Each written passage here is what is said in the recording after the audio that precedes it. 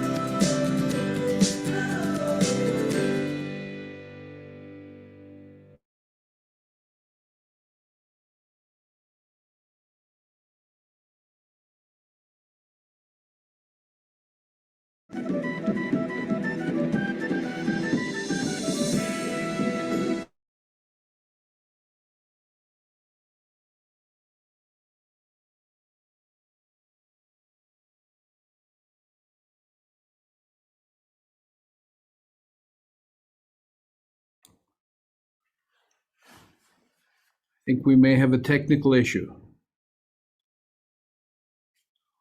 Juanita, can you advise us? Yeah, 1 minute and I'll get the other video going. Excellent, okay. We're certainly not a TV production.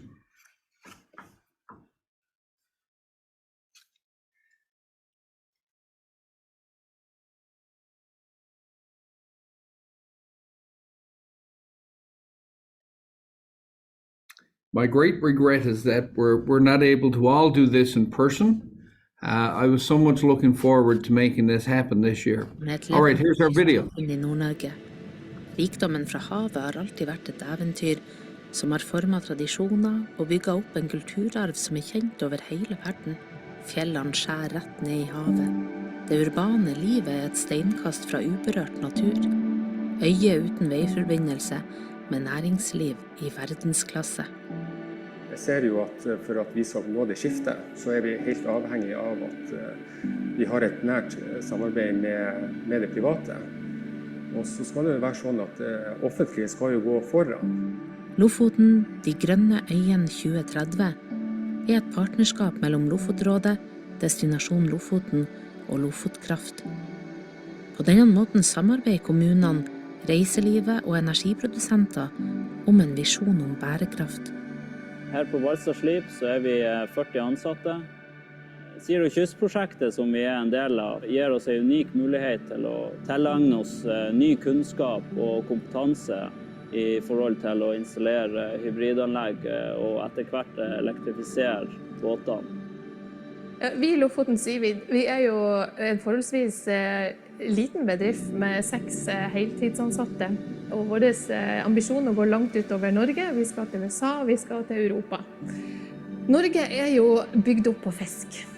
Og vi har jo ikke tradisjoner for å bruke alger i mat. Så vi skal faktisk bygge et marked mens vi skal selge i det. De grønne øyene skal være en arena hvor unge mennesker skal få delta med sitt engasjement. Lofoten skal drives av grønn energi, være et attraktivt sted å bo, ha et livskraftig næringsliv og aktivt bidra til å nå FNs klimamål. Det er jo en fritidsbuss som vi har lyst på i stedet for en fritidsklubb, fordi fritidsklubb er altså på ett sted, og det er jo litt vanskelig for ungdom å komme seg frem og tilbake fordi de har så store avstander på her. Da blir det lett at det blir litt sånn utforskap, at liksom folk ikke kan være med på en fritidsklubb. Så i stedet for å liksom ha ett fast møteplass, kunne vi heller ha et møteplass på jul.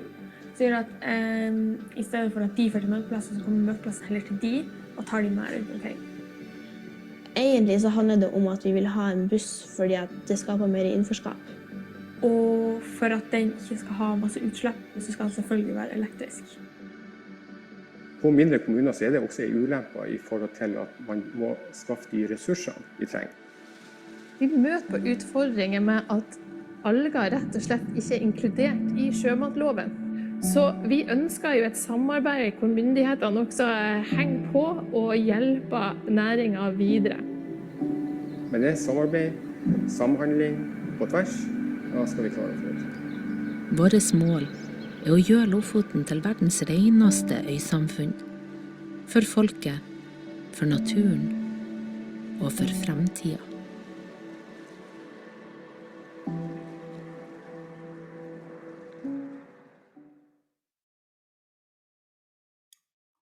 Truly captivating videos, both of them. I'm struck by the similarities.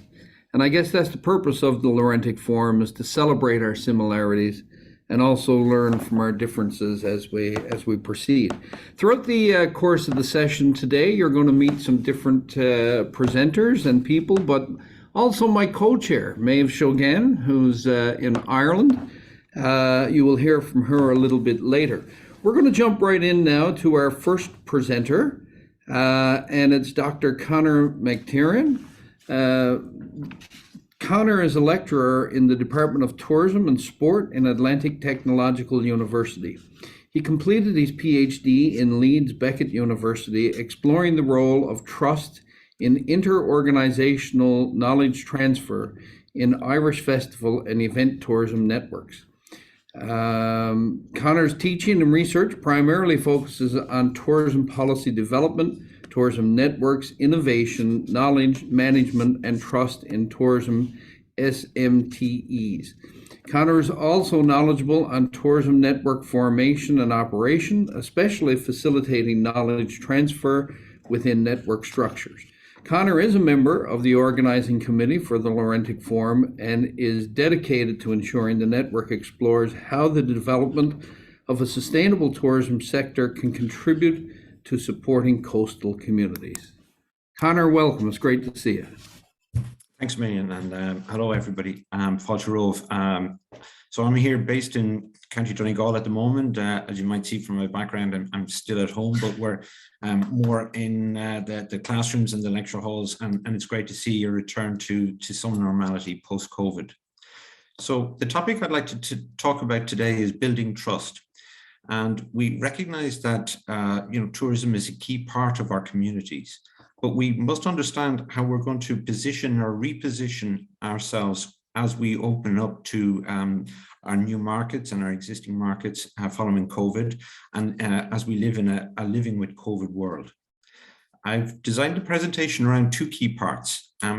First of all, we're going to develop our understanding of what trust is and appreciate how it impacts our relationships. And we're going to look at this maybe from three stakeholder groups: from our customers, our fellow tourism business perspective, and also how we're trusted and viewed by our host communities.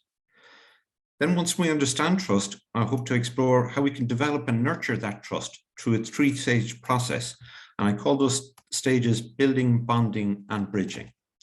So hopefully this will be of benefit whilst we're looking at tourism and how we sit within our communities. Many of the topics and themes that we're going to cover today are relevant not only to how we build our trust with our communities, but as I say, also with our customers and our fellow business peers. So trust and tourism or tourism in general has always involved a degree of risk. And when we talk about risk, risk is the antithesis of trust. So we're going to talk about risk and trust together. We have to remember that people are away from their places of comfort. Residents are unsure who these arrivals are. There's uncertainty over the impacts of tourism on our community, uncertainty over the revenues, the related impacts on employment and local trade. There's threats from tourism, threats such as housing, congestion, antisocial behaviours, impacts on the environment. And as we emerge post-COVID, a lot of communities are going what's termed the Great Reset, where citizens are reconsidering their relationship with tourism. Some are seeing fantastic benefits to the tourism sector. Others, for a variety of reasons, will see tourism as a threat. So this session, we hope to explore what trust means, why it matters, how trust of our tourism businesses impact our customers, tourism providers, and host communities. So that's the general flow. So what is trust and why does it matter? I would argue that we all know what trust is. We feel it very innately. But if I asked you to define it or describe it, I think most of you would struggle. And that's because trust is a feeling, it's a perception. It's a very personal, and frankly, it's often irrational. But we know that it's powerful feeling or perception. We can even sense how strong or weak our trust is between us and particular individuals or particular organizations. But again, if I asked you to explain it, describe it, rationalize it, I think you'd find it difficult. So what is trust? So trust is a perception that our vulnerabilities will not be exploited. And there's lots of different definitions from psychology, sociology, organizational behavior, but it's basically that our weaknesses won't be exploited. And it's a perception that it can have varying strengths. And that's because our perceptions of vulnerabilities will depend very much on the context. For example, if I'm a tourist in a foreign country, in a foreign land, and I don't speak the language, my decision to trust or distrust, for example, a simple thing like a bus timetable is completely different to the trust-based decision when I'm looking for a life partner. But in both instances, I'll use the exact same words to explain very different contexts. I'll use words like reliability, dependability, a willingness to do the right thing. So we can see now that the context is very important. The language is the same and it's quite simple, but the context is important. What are the benefits of us being a trusted tourism business? trusted by our stakeholders, our community, by our fellow business peers.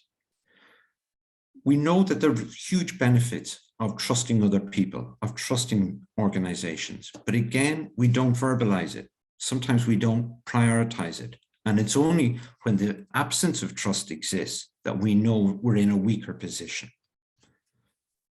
So for us to be trusted tourism organizations, trusted tourism partners with our communities, we have to have empathy.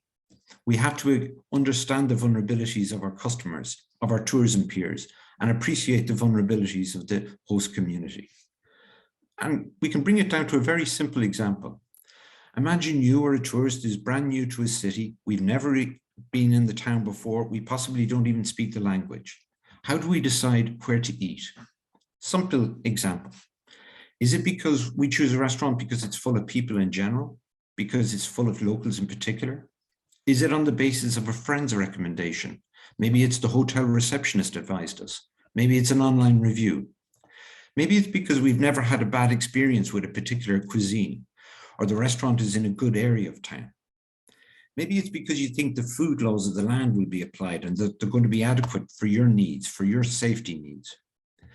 And even when our instinct wonders about the safety of the restaurant, maybe we just take a risk anyway, because that's the type of people we are. We take risks. So if we go through that process, and subliminally we all go through that process when we decide where we're going to eat, we can see that there's a lot of variables that impact how a tourist decides where to eat. There's a lot of unwritten criteria that we have to meet. And all of those criteria are being applied to us in the same way as we apply it when we go on holidays. So based on that restaurant choice scenario, a very simple example, we can see that trust is a feeling of security. It's a feeling of being safe, free from risk, or at least being less risky. It's a comfortable feeling. It's reassuring. And when we can see that all of those variables are in play, that's powerful. Trust can vindicate our predispositions, and we all have predispositions, and we have to empathize that our tourists, our community, our peers, they all have predispositions about us. But importantly, it's influencing our behavior. And if trust influences a simple choice like our restaurant selection, and that means that it's influencing consumer behavior, we know it's very powerful. But we can also see that it's not a simple on-off switch. Our previous experiences, our expectations, our willingness to trust others, trust strangers, trust systems, the context that we're talking about, subliminally, all of these have an impact on our trust-based decisions. So the key takeaway here is, when we say we trust somebody, what we actually mean is they meet our trust expectations within a context. That our trust decision is based on what we call indicators of trustworthiness. They passed a certain list. So what's the list? There's lots of studies that would debate the indicators of trustworthiness. But for us, I'd like us to take a few key points away. The first one is ABI. Always consider our trustworthiness in terms of ability, benevolence, and integrity. In terms of ability, is the business, are we, doing what we say we're going to do? Are you able and willing to be a trusted tourism partner? Benevolence, B. That's a simple, that we're not trying to hurt our tourists. And that's terribly important, because many communities and tourists are still worried about COVID. They're still worried about health and safety concerns. They're still worried about the implications of their travel, the implications of the tourism in our community on our environment. So we have to be very conscious of that, and increasingly so. And finally, from A, B, and I, ability, benevolence, is integrity. And integrity refers to the fact that we have a shared value system or moral compass between us and our tourism stakeholders, our tourism partners. And that's very important for us as tourism businesses to appreciate that our moral compass and our residents' moral compass might be subtly different. Remember, many of our communities are going through a great reset. They're questioning if we as individuals, if we as tourism organizations are in sync, and if our objectives are working towards a common goal. So the first indicator of trustworthiness is that ABI, ability, benevolence, and integrity. The second key takeaway is don't underestimate the importance of third-party references. When it comes to trust and trust formation, we have to appreciate the importance of personal and online recommendations, the role of the receptionist in a hotel, the role of a local person on the street when making recommendations of what to see, what to do, where to eat, who to engage with. The role of online recommendations is terribly important and increasingly so as well. So we have to be very conscious of the role of third-party reference and our perceptions as being a trusted tourism partner. And finally, institutional trust. When tourists come to our countries, our destinations, they go through a series of indicators of trust that we term role, rule, and category-based trust. We want to make sure that the laws of the land, the advertisement claims that we make, are credible and trusted by our tourists, and that the claims that we make to our communities are also credible and trusted. So let's go through, now that we've identified some of the key indicators of trustworthiness and how we're being perceived, and we understand the importance of empathy, maybe we should take a bit of time now to look at how we form trust between ourselves and our tourism stakeholders. All of these indicators of trust are going to impact how we're perceived by our tourists, by our peers, and by our host communities. They're also going to be influenced by the DMOs, our destination management organizations, our state and semi-state agencies. And we want to be a trusted partner, a trusted peer. We want to be trusted within our community. So we want to consider how we're making a contribution to that community, to that industry, to our other partners. And if we can break that down, we can look at the way that we interact, and we can maybe moderate our behaviors. So how do we form trust between the community and our tourism industry? We want to be a trusted tourist partner. We want to be a trusted employer, a trusted purchaser of local goods and services. We want to be able to portray our commitment to our community and to do so in a positive light. When we talk about trust in our communities, we have to remember there's a key issue called social capital. And this is where trust and power interacts. And where the community perceive that there is a fair balance between the needs of the community and the needs of the business sector, we will probably be considered a trusted partner. Where the community gain benefit, where they see improvements in their quality of life, where they see maybe benefits from the trade that they do with our tourism businesses, where they gain employment, or where their friends or family benefit, they're more likely to deem us to be trustworthy. Equally, where they don't benefit, they're less likely to see us as trustworthy.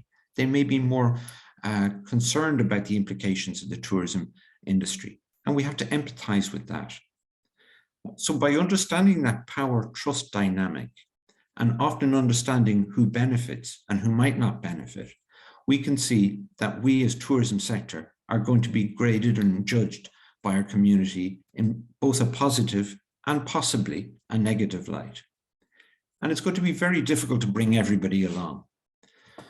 But our learning suggests from other studies that it's important to share your narrative, to outline the positive contributions you make to the community. And that's terribly important as we move forward.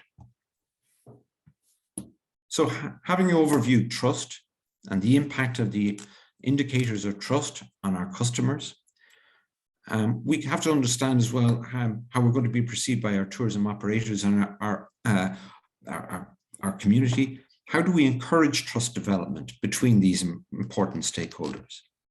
And this is maybe the important part of the presentation. There's a three-stage process, and I'm going to refer to these as building, bridging, and bonding. What we'd like to do is to move from a rational or a calculated basis of trust, where we're seen as a low-risk institution, to relational trust, that they trust you as individuals, they trust you as an operator, as a member, a strong member of the community, and that you have a strong rapport between you, with your customers, and with your community. So that's what we're trying to move from, a low risk to a high risk. And in fact, you become the default person that they're going to deal with. How do we do this? Why do we need this? Well, the presence of trust, as I said earlier, is the reduction of risk. And where there's a reduction of risk, there's going to be an increased loyalty, an increased value for money. And I don't mean that in value for money in terms of the pounds, shillings, and pence. It's an increased value for money. You're worth the investment, because working with you is a very low investment. And if we can figure out how we become that low risk investment to our customers, to our business peers, and to our community, then we know that we're a trusted partner moving forward. So in the first phase, in building trust, we have to remember that trust is a perception, and we have to have empathy, that different people will have different perceptions. They'll have different contexts, different needs. So we need to empathize with all of our stakeholders. Tourists will have fears. Our peers may be worried about the strength of our organizations. Our communities might be worried about our motivations. So we have to try to build a solid foundation, one where the development of trust between our business, the customer, our business peers, and our communities just happens naturally. In building, we want to clearly communicate the benefits of doing business with us, with you as the tourism operator. And increasingly, we can do this by building on consumers' needs, on our community's needs. They want to have positive, sustainable experiences. So we could maybe communicate in-house and online the benefits of what we do. Maybe we could share the carbon, energy, and water reduction measures, the health benefits of our menus, our commitments to biodiversity, animal welfare, and other similar values. Maybe we could use local products, certified products, where if we can stock local foods and drinks, especially organic options, that would be seen as favorable. That will show that we're benevolent and we've got good values. Maybe if we share that we are using fair pay trade and other certified products, again, we're sharing our values here.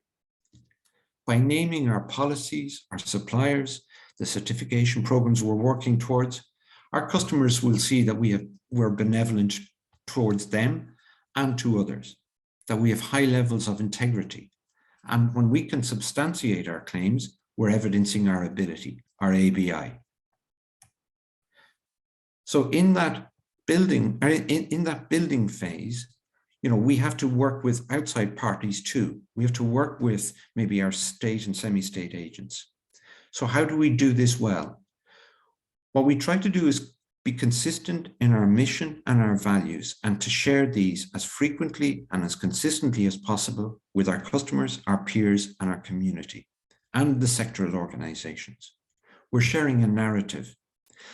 And in a strange way, by sharing our vulnerabilities, by willing to be judged by what we do, that exposure of vulnerability makes us endearing and makes us trustworthy. So building is something that we do, that we lay out our stall and we stick to it. The second phase of building trust is bridging. This is where we, as business operators, that we're establishing our business as the key linchpin between us and the consumer, us and other businesses, and us as and our community. We're bridging relationships. And during this bridging phase, it's very important to try to focus on building our relational capital rather than the calculated capital. What we're trying to be is, as opposed to the simple, I calculate it's good to do business with that organization, what you're moving towards is, I trust that business because I know Tom, I know Mary, I know whoever it is. So one way to facilitate or to increase the strength of those kind of bonds, again, is to be consistent in our message, to be consistent in the way and in the message and the personnel when we deal with our customers. To be consistent, we do this already for those of you that are in, for example, in the hospitality business. We know that when we're trying to sell, for example, a wedding, we make sure that the same sales agent is there if possible, because we know that people buy people. So if somebody is taking a risk with you and booking a wedding in your venue, we know by having a rapport with the sales agent that we're probably going to trust them to do right by us as customers. It's the same thing when it comes to our business peers and our community. If you have consistency of message and consistency of personnel, that's a very strong way to build trust between the various stakeholders. So we should try to have consistent staff members when we're interacting with maybe our local tourism businesses, when we have the same people that are interacting with our stakeholders in the community and in the state and semi-state organizations. So some examples of bridging. Maybe we can remember the importance of third-party trust, especially when it comes to with bridging relationships with our customers. If we have online reviews, and we should make online responses to both the positive and the negative reviews. We're being judged, and if we only make comments with the positive reviews, we're not showing ourselves in the best light. Customers will often read the bad reviews and monitor how you as a business made responses to them. So if we can make responses to both positive and negative reviews, I would argue that would build trust with customers. When it comes to building trust links with our business peers in our tourism sector at our local and our regional level, remember, one of the key things is to expose your vulnerabilities and help them along. Maybe we could do that by hosting business events. Maybe we could contribute to our local business chamber of commerce or similar organizations. And when we're at such events, be willing to share. Maybe be willing to share your stock or your inventory if somebody runs out. Share your knowledge, your insights, share your experiences. That's a great way of building trust with our community and within our business sector. When it comes to building trust with our community, do the simple things, do the things we know that we should be doing. Hire local people, purchase local goods and services. Simple things, pay invoices in a timely fashion. But it's so important when it comes to bridging with our communities, be consistent in both the messenger and the message. That's probably the key takeaway for that section. And collectively, this will develop our ability-based trust, that we say and that we do what we say we're going to do, and that we're willing to be seen to do what we say we're going to do. So it's a three-phase process: building, bridging, and bonding. When it comes to the bonding phase, this is where all those perceptions of risk are removed, because the relationship has been built between the business and the customer, between the business and other tourism businesses, and between our business and the community in general. The default position in the bonding phase is that you've built such trust with them that there is no calculated trust.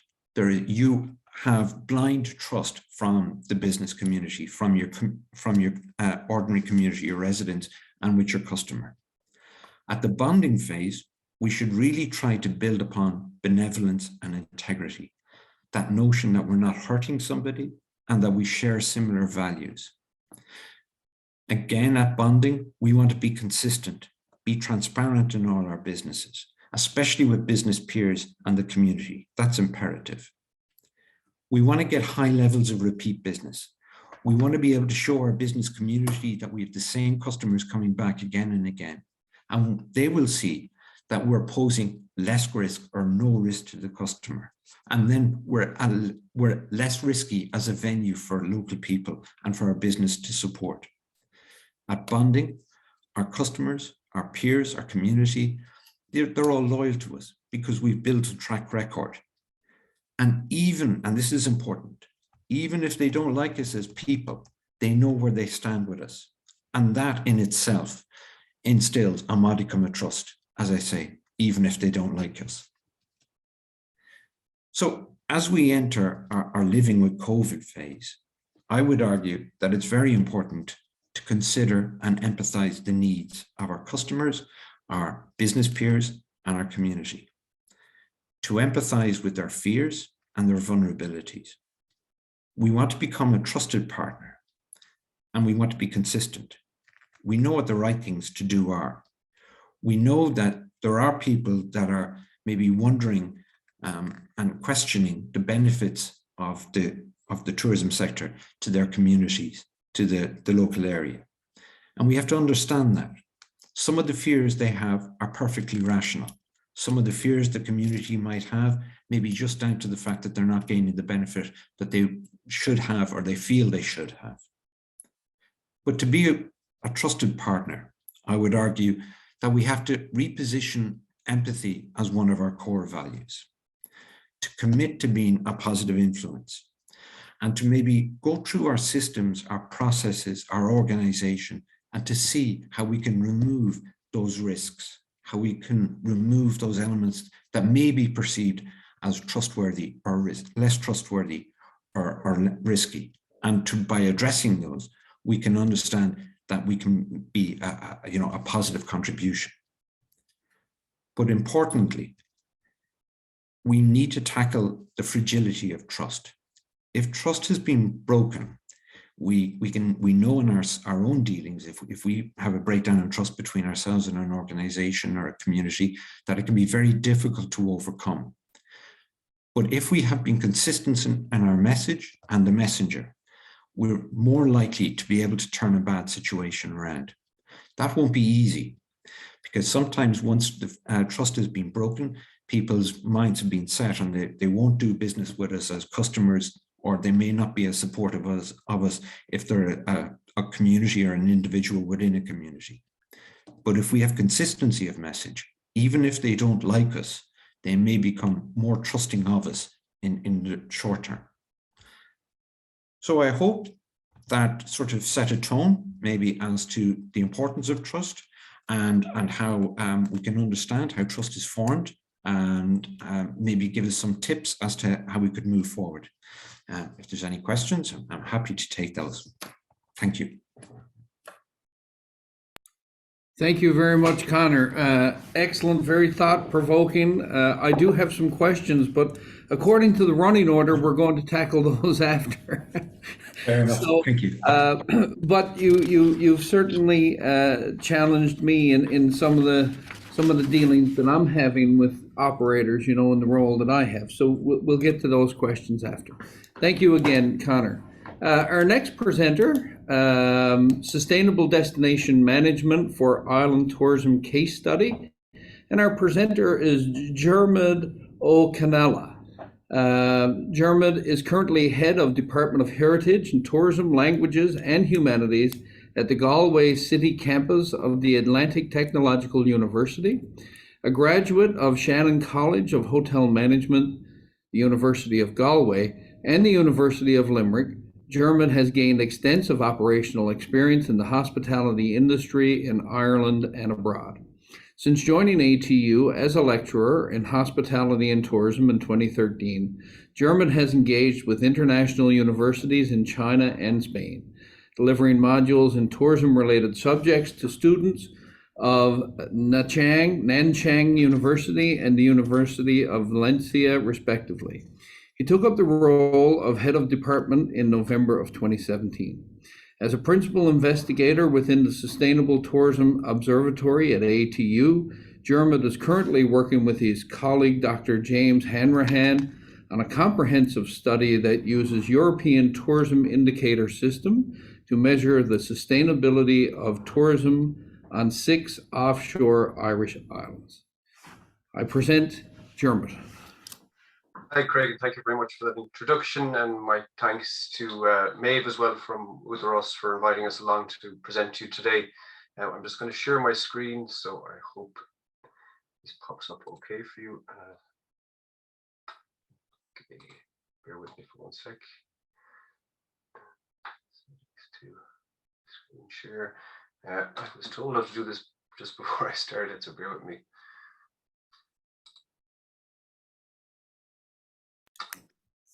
We trust you, Jermud. Yeah, no, I'm just not used to using. If you switch presenter, yeah, there you go. We have there, it. cool. Okay, great. So my apologies. I'm not used to using Zoom. We use Teams all the time in work. So, I'm glad my colleague Connor was speaking before me, because speaking about trust very much sets the tone of what I'll be talking about today. This particular case study, which is being conducted by one of our PhD researchers at the moment, Colin Barco, being supervised by myself and my colleague Dr. James Hanrahan from the Sligo campus of ATU, specifically on sustainable destination management for island tourism. So I guess to set the tone, first of all, and also to set the background, it's important to explain and introduce to our audience, some of whom may are coming from an international background, may not be familiar with the Atlantic Technological University. We were formally launched on the 1st of April this year, and I guess we are made up of what were 3 former institutes of technology. They were the Galway Mayo Institute of Technology, the Institute of Technology in Sligo, and the Letterkenny Institute of Technology in Donegal. So when the 3 institutes came together, it was the coming together of not only 3 institutes, but 8 campuses across Galway, Mayo, Sligo, and Donegal. And I guess our geographical remit, to give you a bit of perspective, is effectively almost the size of Wales. It's the largest geographical remit under any of the technological universities in Ireland. So it's quite an area to cover. And also for many of you who've driven from Galway to Donegal, it's quite a distance to get from, you know, our Galway campus to our most distant campus up in Letterkenny. So it's quite a large area, but within it is what's known as the West-Northwest region. And I guess that covers over half of the world famous Wild Atlantic Way, which some of you might be familiar with. And along that Wild Atlantic Way are coastal communities, both mainland coastal communities, but also island communities as well. So that kind of leads to what I'll be talking about today about this particular case study.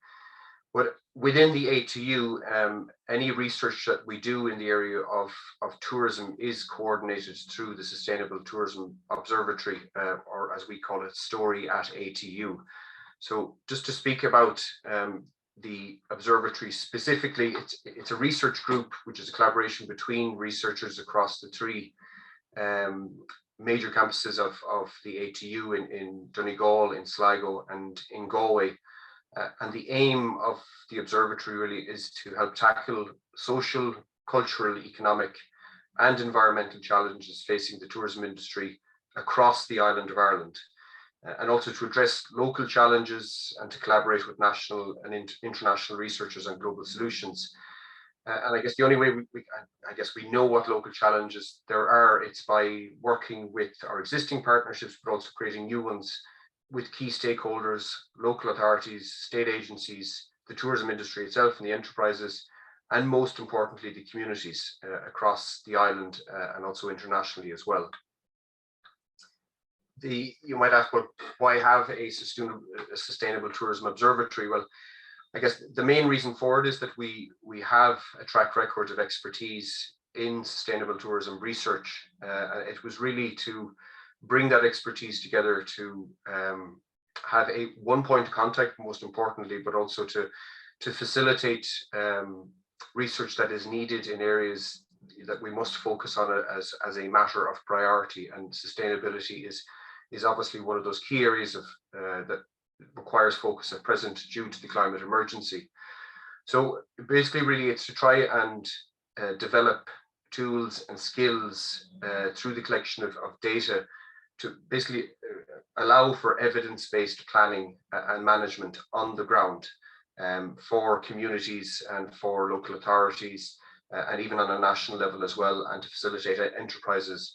So it's from a very small rural basis to a national level, our area of focus at present. And by continually be involved in a number of research projects, it allows us to provide critical real-time data then to facilitate this type of evidence-informed planning and decision-making. So I guess the overall vision, because we see this as something that can very much grow long-term within the ATU, and we hope very much that it can become a centre of excellence where it's not only known in Ireland for this type of research, but abroad as well, that we can be there as a facilitator to facilitate communities on a very local basis, but also on a national level. So first and foremost, we are a voice to promote sustainable tourism. but also the data that we collect will very much underpin sustainable tourism policy. And also, as I mentioned, we can provide the toolkits. I'll speak to one of those toolkits very soon to give you a practical example of it. But the data coming out of it then allows local authorities, island managers, communities, enterprises to make those key decisions that will allow for better planning and management of their destinations and their communities. So before speaking to the case study itself, I'll just give you a snapshot of some of the projects that are ongoing at present, one of which I will share, the first one you see there on screen, which is assessing the carbon footprint of Irish tourism and developing a stakeholder-based decarbonisation toolkit. Next week, we actually have an online webinar where the output of this particular study is being presented by the student, the PhD student who's working on it at present, to both a domestic and international audience, on a topic that is incredibly important for the island of Ireland, because we are an island, and unless you're a very good swimmer, there's only two ways of getting here. So it's important to measure the carbon footprint of each and every tourist visiting the island of Ireland, and we rely on various markets to service the tourism industry in Ireland, most notably the North American market. And it's very important for us to understand the carbon footprint of each and every market to plan long term, in terms of the sustainability of the tourism industry here in Ireland, not just from a domestic perspective, but in particular from an international perspective. I will share the link to that survey with you all in the chat very soon. So for any of you who are interested in attending online, I'd certainly recommend doing so. Another one of our projects at present is looking at dark sky tourism and good practice within that area. At present, we're very lucky in Ireland, and in particular in the west and northwest, we have some of the best dark sky tourism locations in the world, and it's an area in recent years that has come under a lot of focus for, I guess, a diversified tourism product there for our marketing of our overall tourism product in Ireland. And in particular, it's an area which is very beneficial towards the shoulder season of the market as well. Another project is looking at is tourists as vectors of potential biosecurity threats in Ireland. And it was evident, I guess, with the beginning of the COVID pandemic that, people and the movement of people were very much the facilitators of the spread of the virus, but also, outside of that, there are other biosecurity threats that are incredibly important that need to be considered when looking at the planning of our accessibility to the island of Ireland and the impact on the ecology within Ireland itself. So this is a particular study that's going on at the moment. Another one is protecting and promoting archaeological sites, best practice for sustainable tourism along the Wild Atlantic Way. We are very, very lucky that we have so many archaeological sites, built heritage sites all along the Wild Atlantic Way, which very much lend towards the, I guess, the overall product when attracting people to the Wild Atlantic Way. But a very key consideration there is how best to protect those vulnerable sites. Many of the sites are not manned at all, and therefore they're not managed on a regular basis. So it's important to understand the damage that footfall to these sites may have on their sustainability. Another key project is focusing on County Clare and then the Hidden Heartlands and also the islands. And this is using an indicator system to measure the sustainability of tourism to those destinations. And each of those studies has begun by using this European system of tourism indicators to measure the sustainability of the tourism in those areas. And I'll speak to that particular model in just a moment.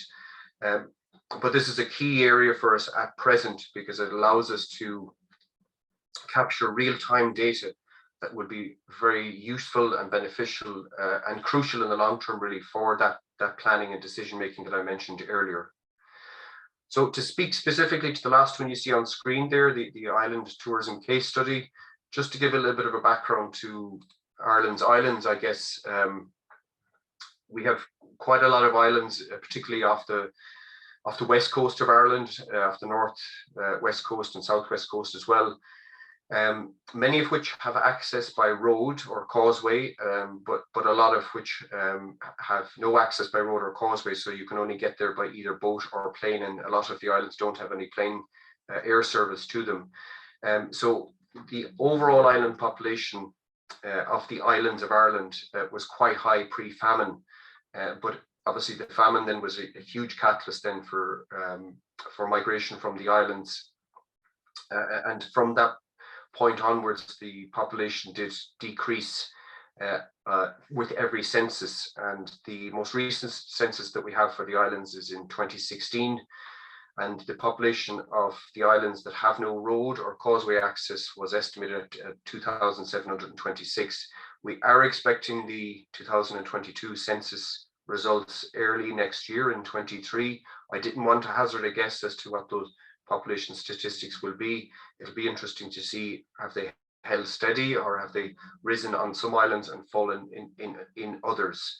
The islands of Ireland, because they are on the west coast of Ireland and because Ireland is in the North Atlantic, they face very significant challenges because they are very much on the periphery.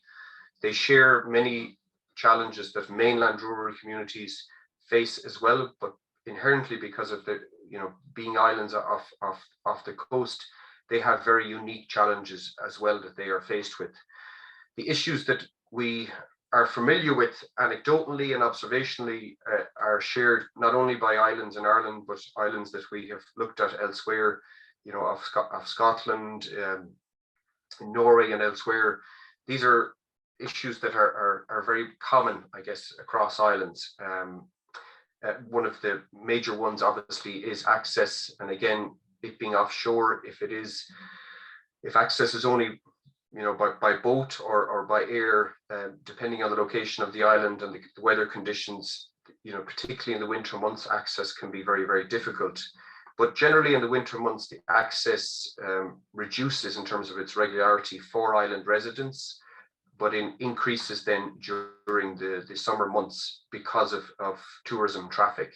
So often you can have inconsistency of access to the islands. Another issue faced by islands is the equity of available services. So often you mightn't have the same level of services available on an island as you would on the mainland. And often island communities find that they need to have a very, very loud voice when fighting for the availability of those services. Another key issue in recent years is an aging population on the islands. And this is very much as a result of a lot of the younger community leaving islands to find employment elsewhere, more diversified employment options elsewhere, whether it be on the mainland or further afield. And as a result of that, then, because that generation has left to find employment elsewhere, the school-going population has been in decline in a lot of the islands. Some islands have found ways to increase the school-going population by incentivizing children from the mainland to come and stay on the islands for an academic year or more, and this has proved very successful. But in the long term, really, it's to try and find a way to encourage the younger generation, the educated professional generation, back to the islands to settle down and to raise families there, to ensure that there are more kids going through the schools and ensuring that long-term sustainability of the local population. Another key issue is the seasonality of economic activity. On the vast majority of the islands, tourism is the major economic activity, and obviously that is seasonal in its nature. We have seen, however, in recent times that the season has extended. I guess on the mainland, it would probably start in and around St. Patrick's Day and run right up until October. And some of the islands do have quite an extended season now, and others have a very short one. And going back to the dark sky tourism, that is one way in which you can find another way to attract people outside of the general busy season, which would be June through to August. So we find that economic activity is very much seasonal on the islands. Another key issue for islanders is housing. and housing regulation and the difficulties that they find in planning permission for housing. And again, this comes back to trying to encourage people back to the islands. Often they may wish to return, but may face the difficulty of finding a home on the island, or even trying to get planning permission to build a home on the island. Another key consideration as well is broadband, obviously. So for people who may wish to come back to the island and work remotely, on many of the islands there is no wired broadband system. It relies on satellite receivers in most cases. However, we have seen some really good developments in recent times.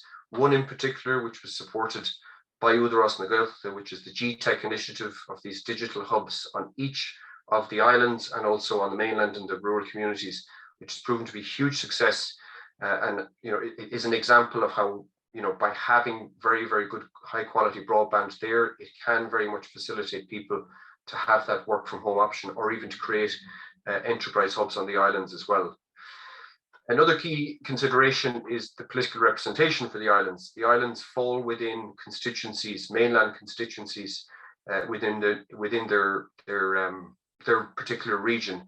And because of the small population on the islands, it can be very difficult for them to get the same level of political representation, and they have to work incredibly hard to be heard on a political level and to keep their voice very, very loud amongst all of that noise when it comes to political issues.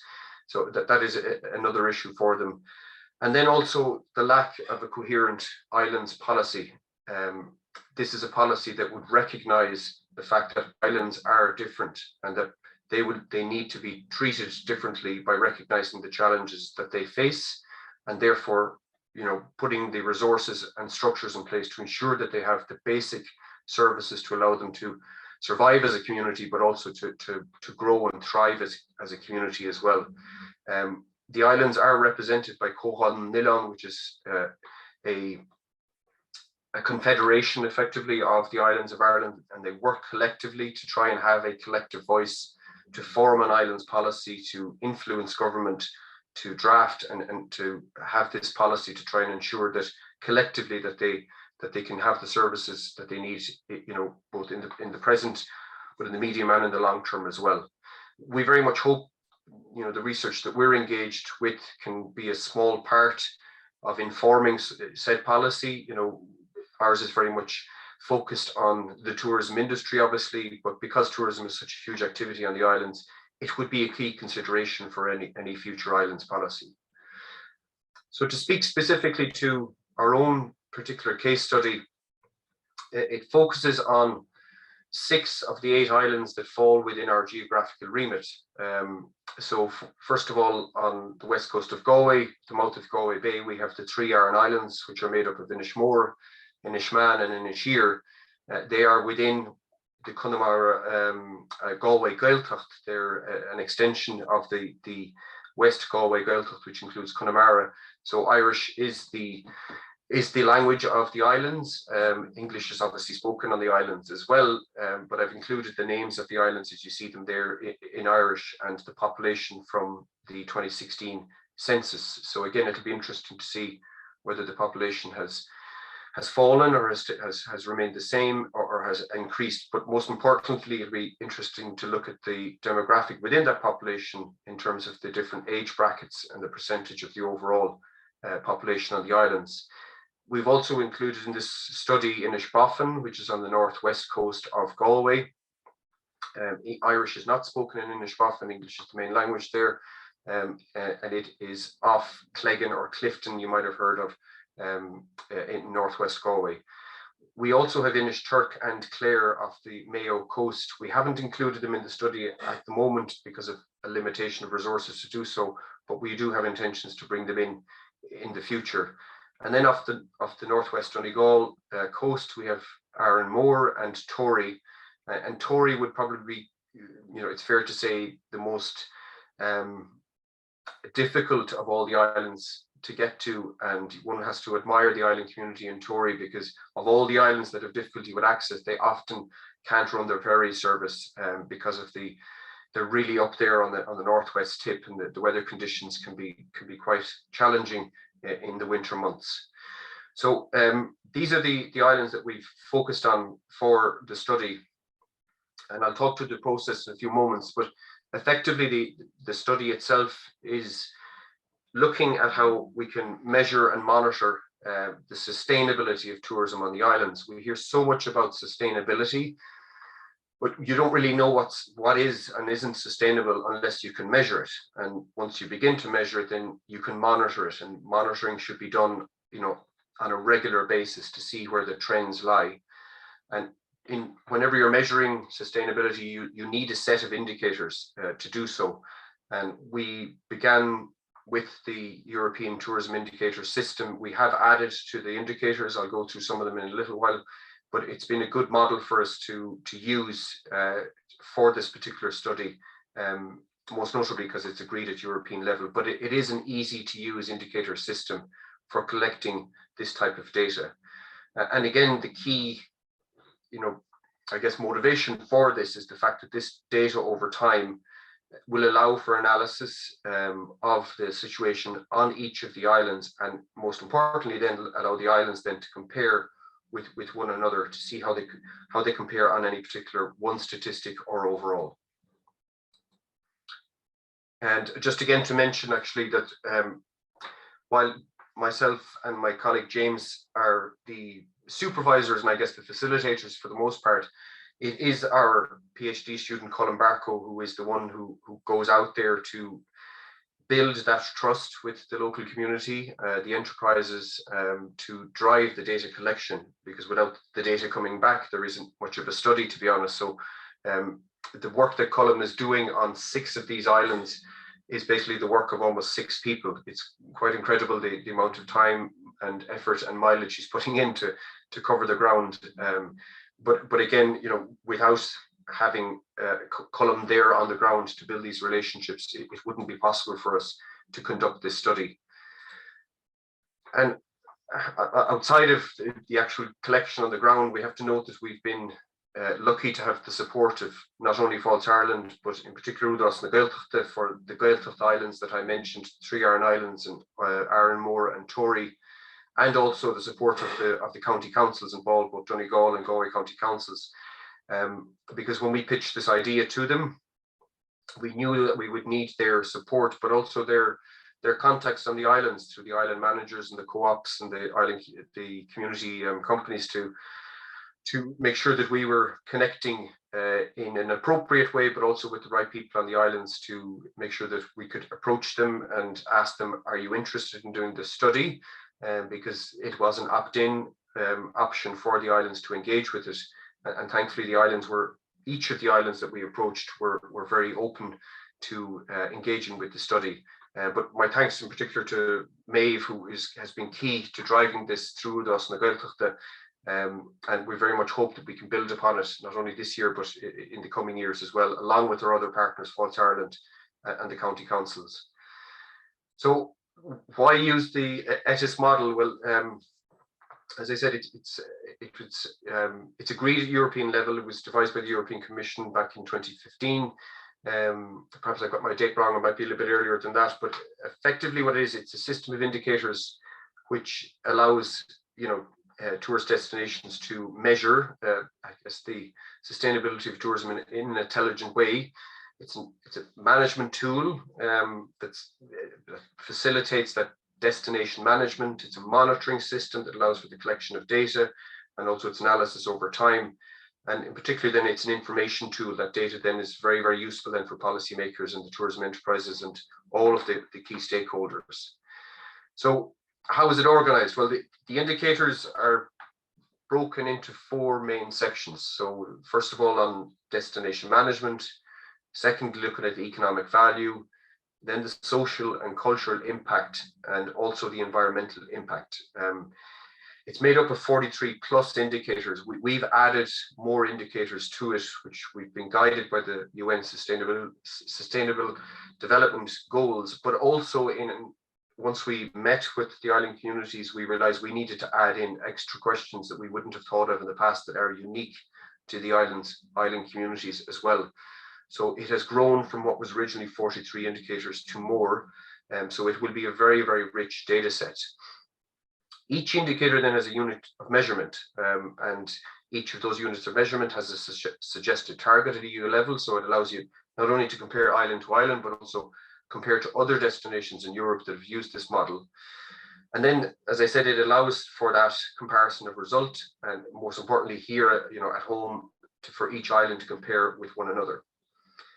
So the process then initially was connecting with the islands, and then through the island managers organizing island consultations and briefings. So it was an opportunity for us to go and visit the island communities, present to them what the study was proposed to do, and then get their feedback and also see if they were interested in working with us to conduct the study. And thankfully, as I mentioned, all of the islands have been very open to it. And again, the facilitators on each of the islands is driven very much through the island managers. And like I mentioned, the PhD student column going out on a regular basis, connecting with them and checking in with them. The first stage of it was collecting the data from tourists, and that has its own very particular set of questions for the tourists. And then the second stage, which we're moving on to in the coming weeks, is collecting information from the residents. The reason we don't collect this during the summer months is because a lot of the residents are actually working in the tourism industry, and they're very, very busy, and they don't have time to be looking at a survey. So we leave it till after the season, and we give them a period of time to reflect and to respond to the questions being posed at them.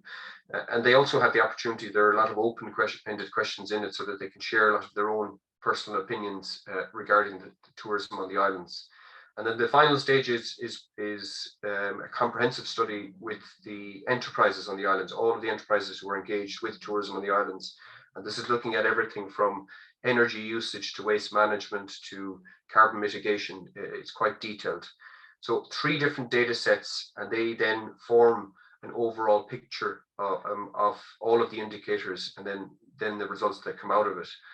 So an example of how we collect the information. So for example, from the tourists, Colm designed a lovely poster that we were using and sharing everywhere that was possible, but also, there were stickers, for example, on the ferries, there were packs that were sent to all the enterprises, and the tourists then would engage with it by scanning a QR code, and they were able to fill it out on their mobile phone, or if they wanted to do on their laptop or whatever, they had that, they were able to access it in that form.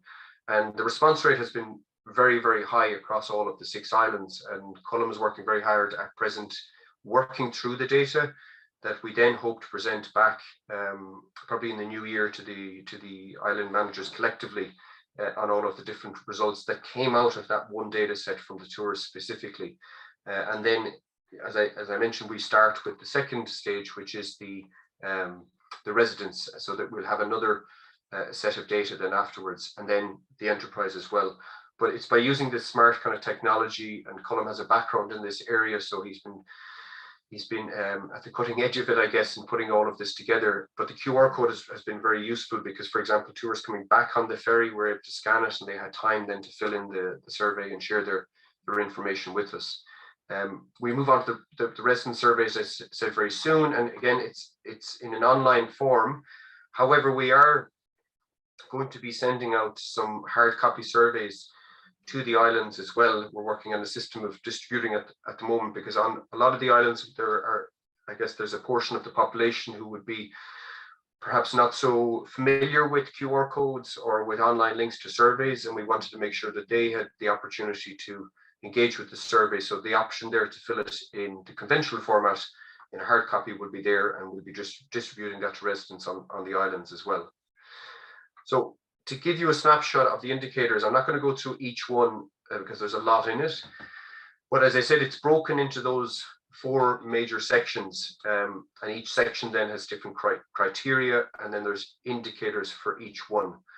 So it's very much, I guess, focused on some key information which can help decision making. So like one there, for example, A22, we will have a percentage for an island of repeat visitation within a 5-year period. And this is very important because, on one of the islands that we visited, we realized actually there's a very, very high level of repeat visitation. And then on another island, there was a very, very low level of repeat visitation. And repeat visitation is great because you don't need to do very much marketing to encourage that, those tourists to come back again if they've had a very positive experience. So that's an area which obviously a lot of businesses work very hard on trying to achieve, is to try and make sure that they have repeat visitation. Another key area is looking at the average length of stay.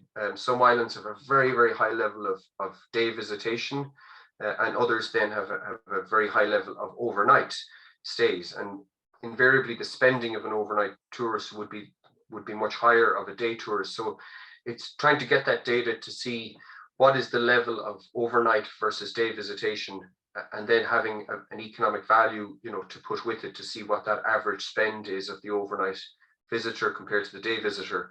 And that then again will allow, businesses to try and focus more on the overnight stay and the repeat visitation as well. And also to get, I guess, an overall kind of picture of the economic value to the destination's economy as a percentage of GDP. The occupancy rate is looked at as well, which is very, very important. And again, we've seen that the occupancy can be incredibly high, but within a very short, I guess, time frame within the peak months. And then in the shoulder season, they could have high occupancy at the weekends, but very, very low in midweek as well. So that's just a little example of some of the indicators there. As I said, we could be here all day if I was going to go through each one individually, but there are some really, really important indicators that we're looking at that I guess historically wouldn't have been looked at in these types of surveys when it came to tourism activity. This is diving very much into the social and cultural impact and also the environmental impact. So looking at, for example, the number of second homes, so I guess holiday homes, if you will, per the number of full-time resident homes on the island as well. So this is important in terms of planning. So looking at how many vacant houses there are in the off season as a measurement against the full-time residents of the islands. That certainly has an impact on the planning issues when it comes to housing on islands as well. So it's important to have that type of information. But also even looking at the percentage of men and women employed in the tourism sector, looking at what is the gender breakdown there within those employed in the tourism industry. But also asking some practical questions like what's the percentage of satisfaction amongst the residents towards tourism on the island itself. And this is important because not everybody on the island is involved in tourism, but yet tourism is often at their doorstep because the island is their home, is the destination. So it's important to capture that feedback from the residents. And finally, the environmental impact. The environmental impact is key. And one particular metric I mentioned earlier on in terms of the carbon footprint of tourists, because we're gathering information in terms of the origin of their tourists of the tourists, we can measure then their carbon footprint in terms of the distance they've traveled to get to the island and the different modes of transport they've used. This is really, really important for island destinations to be able to have this type of information to plan and manage for it in the long term, but also from a business operating on the island in terms of their own energy usage, their waste management, and even water and sewage treatment management on a community basis on the islands as well. We're collecting that type of information to get an overall picture, and also looking at the footfall on the islands, helping us understand, the traffic to the islands and its potential threats to the biodiversity and the ecology on the islands as well. So that gives you a sample of the types of indicators, the types of data that is being collected at present. And perhaps when Laurentic comes around again, Colin might then be in a position to present all of the findings out of all of the data sets here when it is all captured and processed. But I guess just to finish on the key benefits of this, and again, this is why I think we had such strong buy-in from the likes of Udros na Gaeltacht, from Fáilte Ireland, and from the county councils, and also from the island communities themselves, is firstly on the demand side, it gives a good picture of the economic benefit and allows for segmentation of the market, we'll say, the origin, the length of stay, and the spend. But most importantly, on the supply side, it's a true measurement of the cost and the impact of tourism on these islands, in terms of environmentally understanding the carbon footprint of the tourist, but also like the cost to the community and I guess the the cultural aspects of the islands, and many of the islands with a very unique cultural, I guess, assets and attractiveness to them. But also, when one thinks of tourists coming to an island destination, there is a cost to servicing the tourists, whether it be from water management, sewage, waste management. It's important to have an understanding of the cost of each of those tourists to not only the destination itself and the services required, but also to the community. And that will allow then for, like I said, this long-term kind of longitudinal analysis, if it's done on a cyclical basis, to compare island with island and to learn from one another. And that then will really help to inform decision-making on a local level, but also, you know, planning on a collective level for all of the islands as well. And not just for the islands to be decision makers and influencers in terms of policy, but for the authorities such as Údarás na Gaeltachta, the councils in False Ireland, to be working with this same data set, to work with the islands and the communities to better inform long-term policy for the islands, you know, long-term sustainable policy for the islands. So I hope I've captured the essence of the study at present, and like I said, we'd be very happy in future Laurentic gatherings to present the overall findings when complete. And again, thank you for the opportunity to share this with you today. Well, thank you very much, Dermot. There was a lot of information in a very short period of time. Thank you for doing that. Sorry, Craig. I could have shared a hell of a lot more with you, but perhaps I should have kept it more concise. No, I think it was excellent. It certainly painted a picture of the vastness of the study and the process. I guess my first question to you, and at this time I'll also say, if anybody has any questions, put it in the question and answer box at the bottom. But trust seems to be a word that resonates here this morning. You know, for all of these islands to engage in this study, did it take any arm twisting, or were people very eager to get involved? How did you build that relationship with these different jurisdictions to say, you know, let's do a very close examination of what tourism means? Yeah, it's yeah, again, that's why I started with the, you know, mentioning what Conor had spoken about, because without the understanding of and the importance of building that trust, we wouldn't have been able to get anywhere with this. So it was a matter of connecting with the island managers and the co-ops on the islands to help us, I guess, create this environment where we could do a briefing with the island community, and we put out an open community-wide invite to come along, where we would just basically present, look, this is a study that has been piloted before in other destinations. This is the type of data that could come out of it, and this is how it could be of benefit, you know, to the island to help better inform policy. And by presenting in that manner, then it allowed us then to say, look, we are very happy to be the main facilitators of this, if you'd like us, you know, to work with you to do it.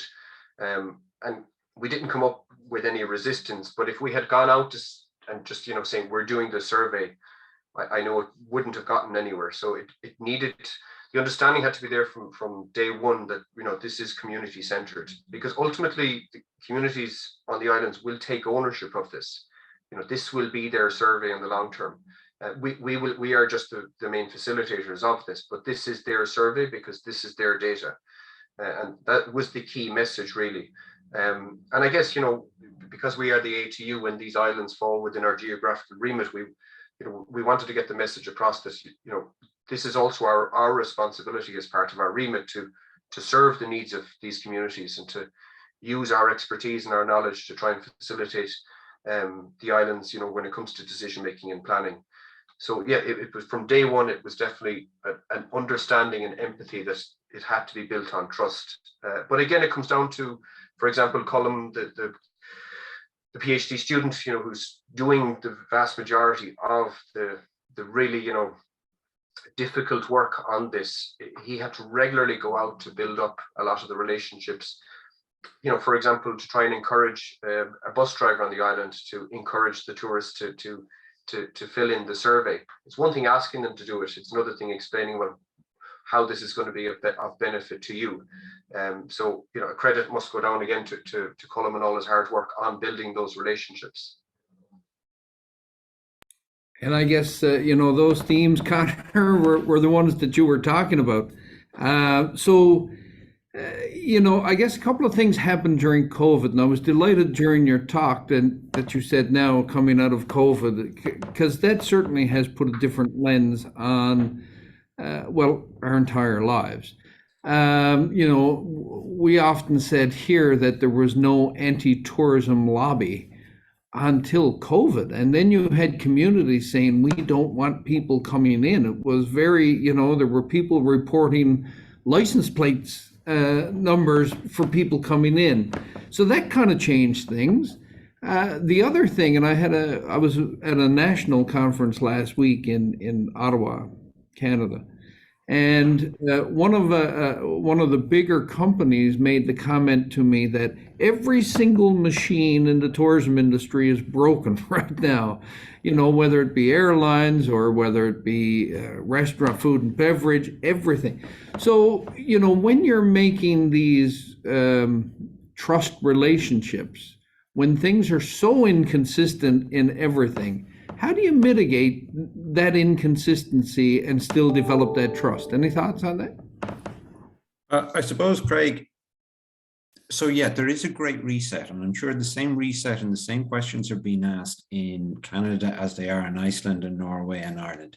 Why are we doing it? Why is it the way it is? What are the benefits? Who's gaining benefit? Is there a fair distribution of benefits within the communities, etc.? And COVID did ask us to pose those questions, and they're very healthy questions.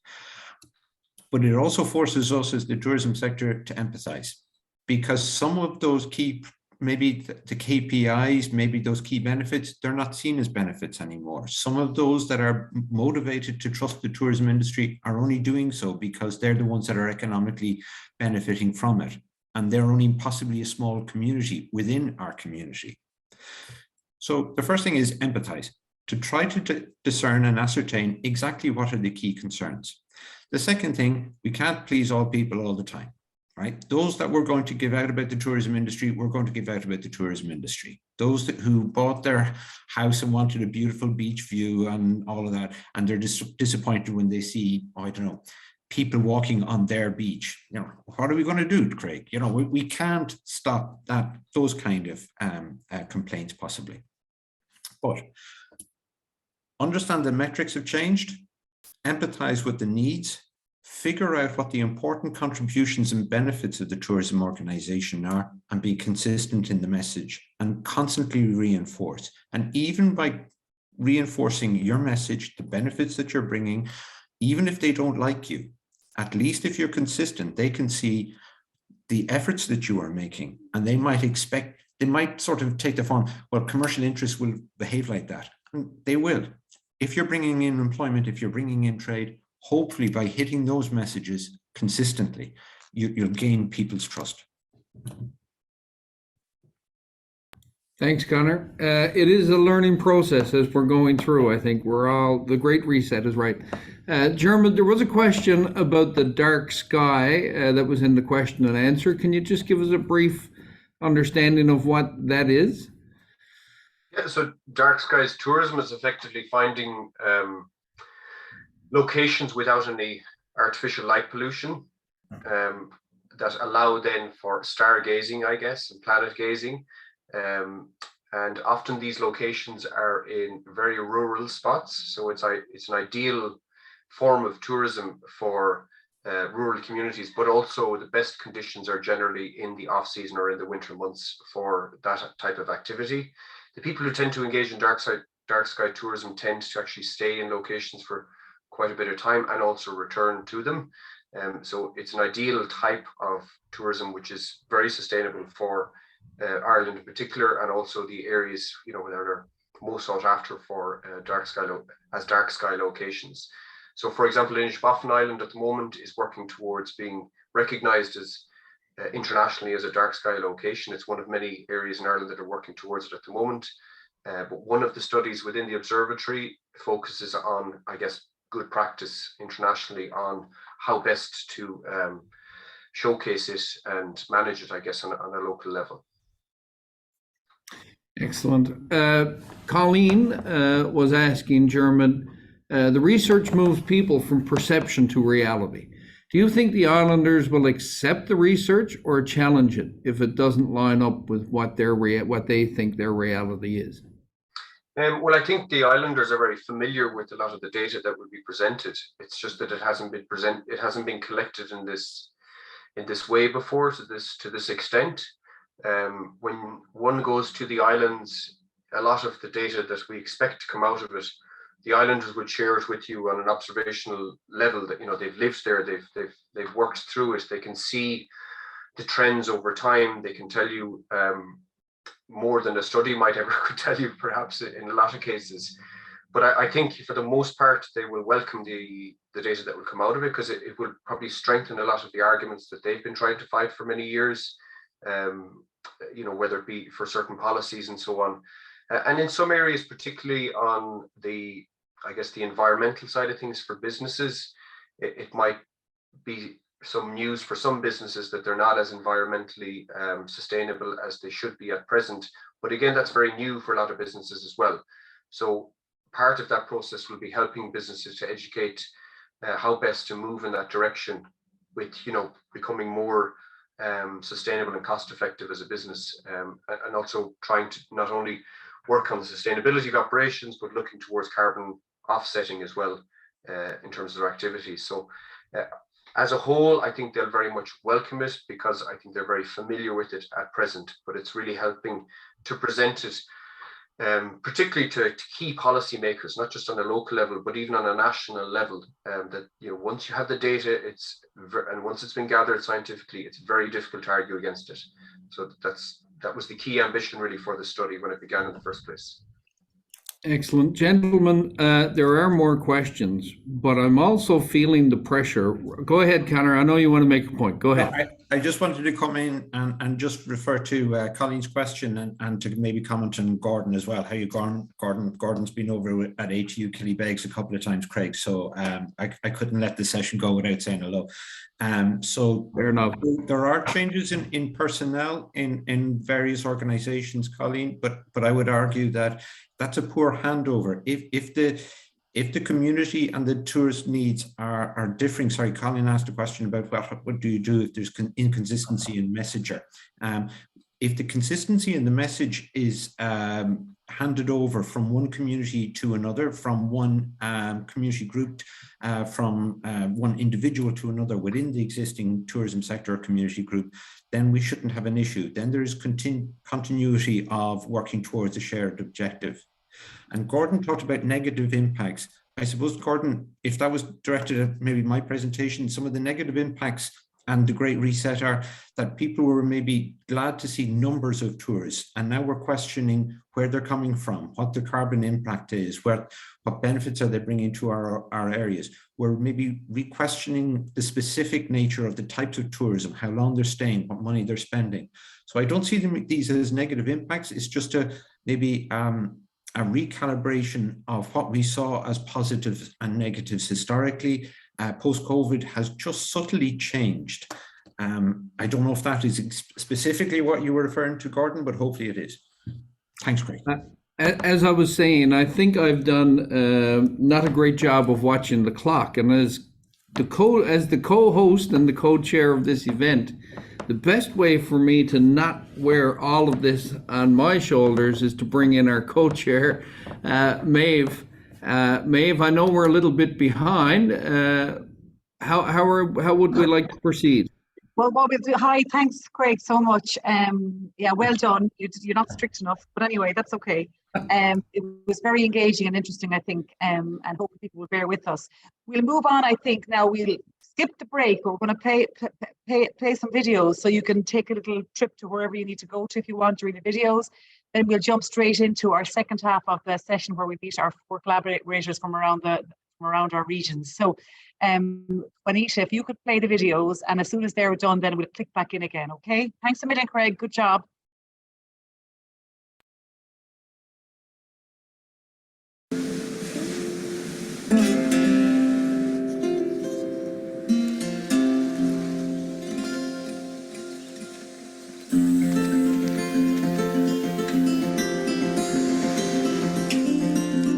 When was the last time you took a deep breath? Watched the setting sun?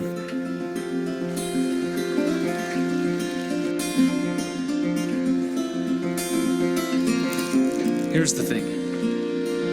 We work just as hard as anyone. But we'll always make time for a bit of fun. We let the day unfold, ready when the moment comes.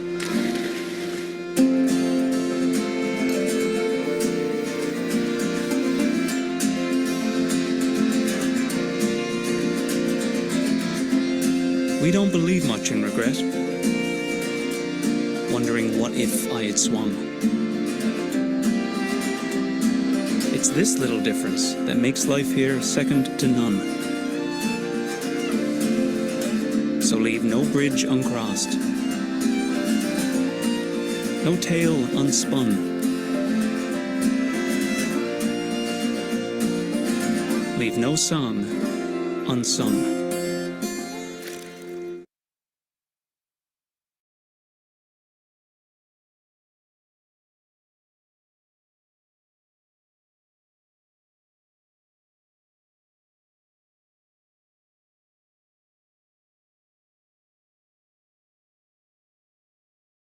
Have we another one, or will we go on to our speakers?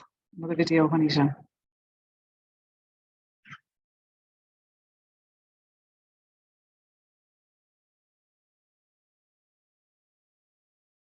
Okay, hello. We'll proceed. So I think, and we can play the other video at the end for the fourth because we really want to see it. So, it's coming on. Lovely. You book $1 million seat on a spaceship, get all dressed up for a 15-minute space vacation, then your space flight gets delayed. But did you know there's an out-of-this-world experience that's a lot closer, doesn't cost millions of dollars, and has oxygen? Right here, in Iceland, in Iceland, in Iceland, in Iceland. Look at these lunar landscapes.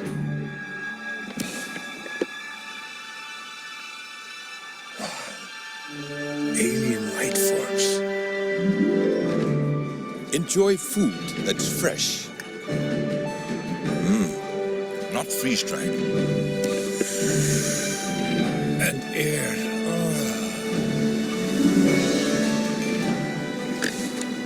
In many ways, Iceland is a lot like Mars.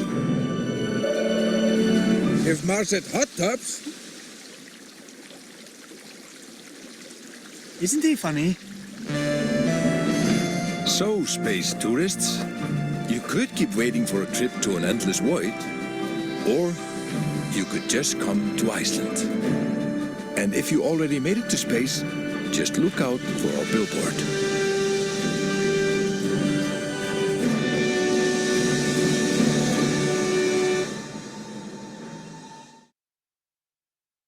Fantastic.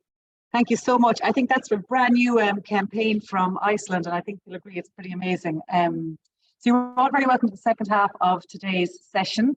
And I think we kind of get more to the practical side of things now, I suppose, in dealing with the people on the ground, practitioners, working with business. And I guess we all want to slow down the tourism and the visitor to the areas so they spend longer here. And that's a lot of what Dermot spoke about earlier, and Connor. How do we do this? And iconic attractions are one thing, of course, big ticket items, and you always need something that will bring them in. But of course, what's really important are the smaller attractions, personal experiences, what people remember long after they leave. How they often say, you'll always remember how you felt. So these kind of niche boutique experiences are so important, and that's the kind of thing that a small community can deliver really, really well because it's personal. If we can have time with our visitors, they will remember us, they will come back. So and they'll tell their friends. So we're going to hear from the 4 regions that are as part of the Laurentic Forum. We have Norway, Iceland, Ireland, and Newfoundland, and Labrador, and Canada. Each will speak for a few minutes, and at the end then we'll go to questions. I have a number of questions for everybody. We'll see how we're doing on time, and then we'll try and take as many questions as we can and try and finish up by 3 o'clock our time, which is, you'll figure out your own time where you are. So first and foremost, I'm very happy to go to John. Let me grab my information on John Angelopoulos, a very Newfoundland name, I don't think, but anyway, he's obviously well well settled in Newfoundland and Labrador. John is Director of Tourism and Product Marketing with the Provincial Government of Canada, of Tourism and Culture and Arts. And he works with industry stakeholders, and he's the lead for implementation of the Provincial Tourism Product Development Plan. So I suppose like the other destination plans we've talked about. And his work in product development spans 16 years. And he has, he'll talk through that, I suppose, in the areas that he's been working in. So we're delighted to have you with us, John, and take it away there. Thank you very much. Excellent. Thank you, Maeve. I really appreciate being, being a part of this forum and, being able to discuss tourism with all of these exciting tourism destinations. I think that it's, a very exciting opportunity for Newfoundland and Labrador tourism. And, to Craig's point there earlier, we can certainly see all of the synergies, between our destination and between, the destinations in Eastern Europe. So we're very excited to be a part of this platform. And the thing that I'm going to talk about today is the visitor journey. And the visitor journey is a tool that we use in tourism product development in Newfoundland and Labrador in order to show our stakeholders. We do a lot of community work in Newfoundland and Labrador, to which we go out into communities on the ground and we try to educate them on the priorities of tourism and the priorities that we have in Newfoundland and Labrador. And the reason that we do this is because we have so many great tools in Newfoundland and Labrador tourism that our stakeholders can use, that sometimes they don't really understand, some of the nuances and some of the capacity that we have in Newfoundland and Labrador tourism and how that can drive visitation and spending into their regions.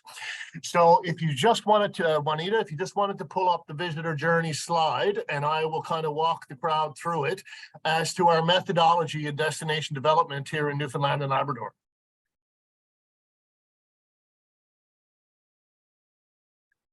Oh, 3, 2, there you go. Excellent.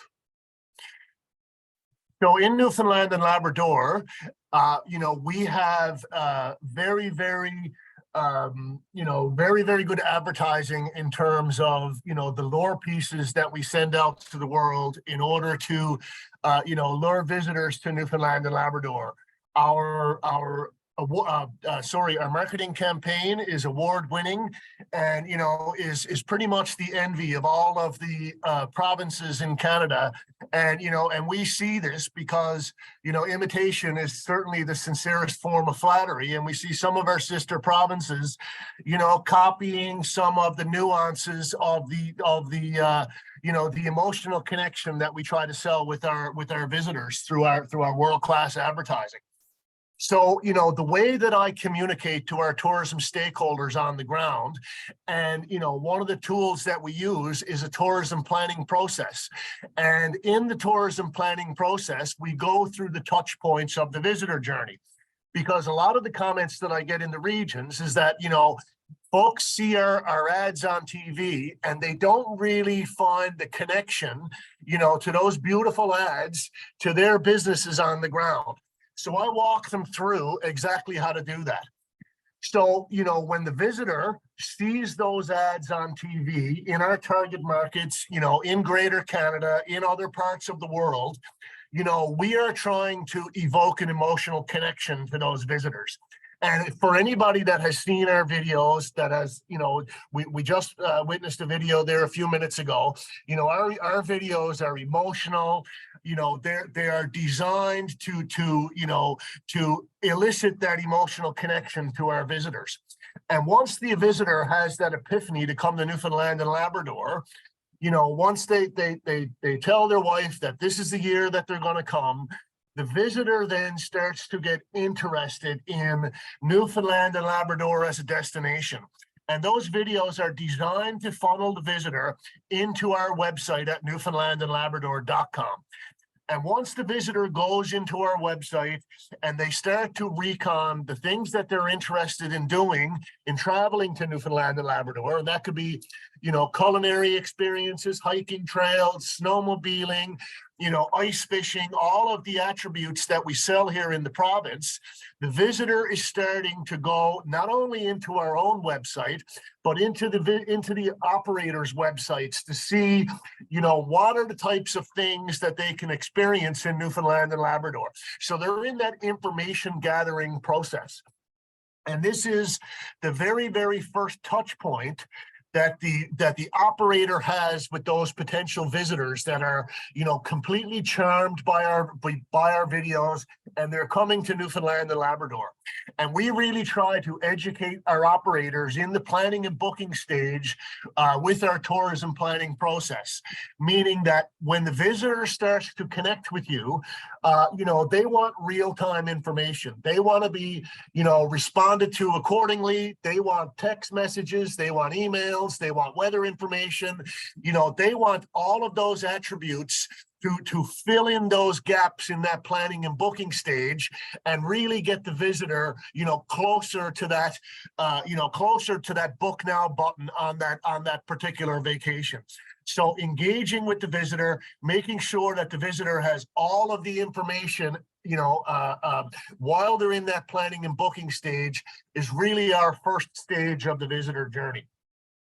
So once the visitor has validated with an operator and they started to really book their vacation to Newfoundland and Labrador, one of the things that we learned through our research is that once the visitor actually lands here on the ground, that they are a little bit underwhelmed in our airports, in our ports of entry, because our airports and our ports of entry, are not really differentiated to Newfoundland and Labrador, meaning that they just feel like any other airport in Canada or any other ports of entry in Canada.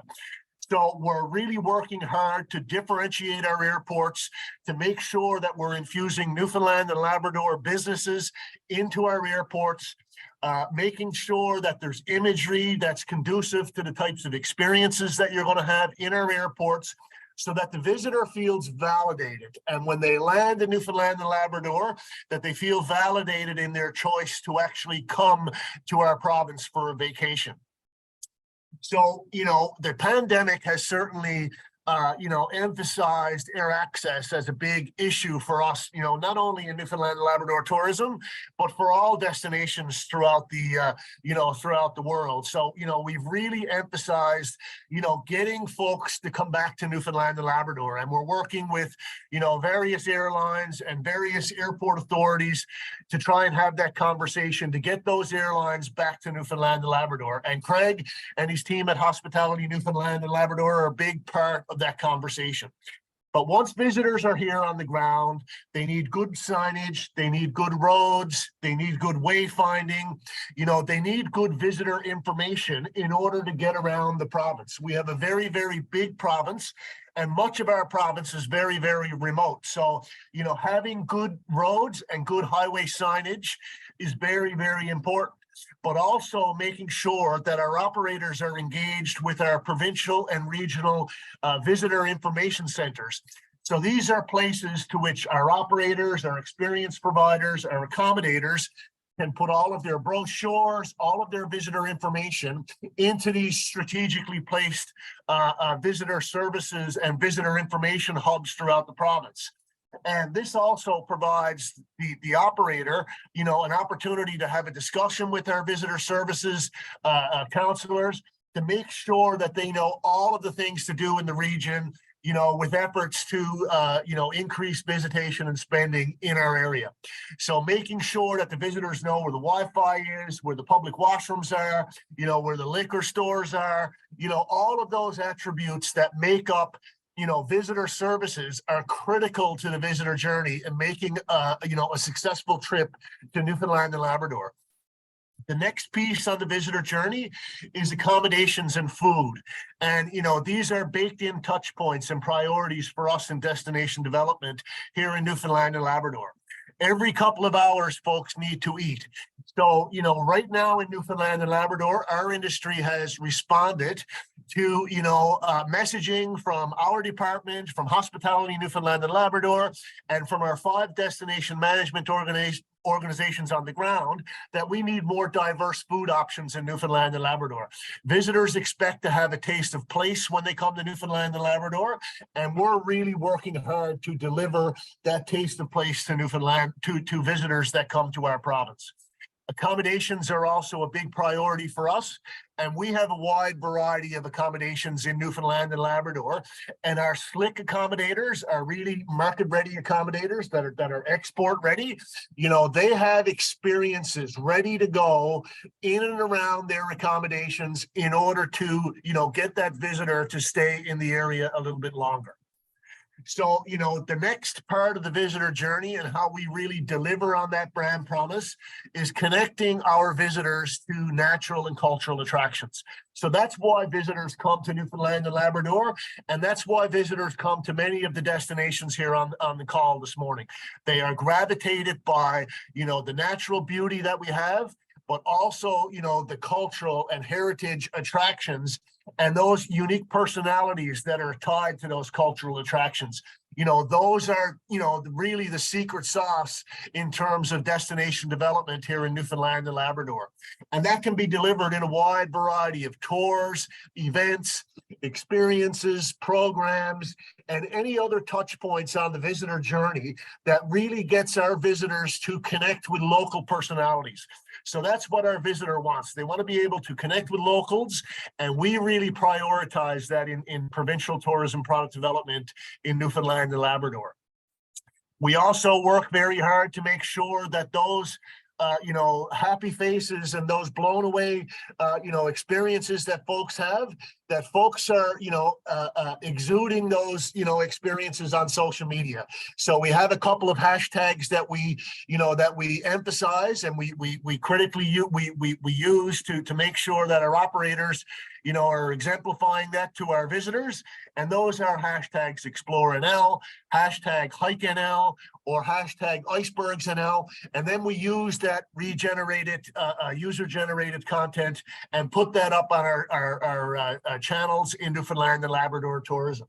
So, what we try to do is we want people to come back to Newfoundland and Labrador. And, when I go out into my regions and the regions throughout the province, I always get folks that are, they travel to Newfoundland and Labrador as folks from up in Greater Canada, for example, and they had such an enchanted visit to our province that they come back then and set up tourism businesses in Newfoundland and Labrador.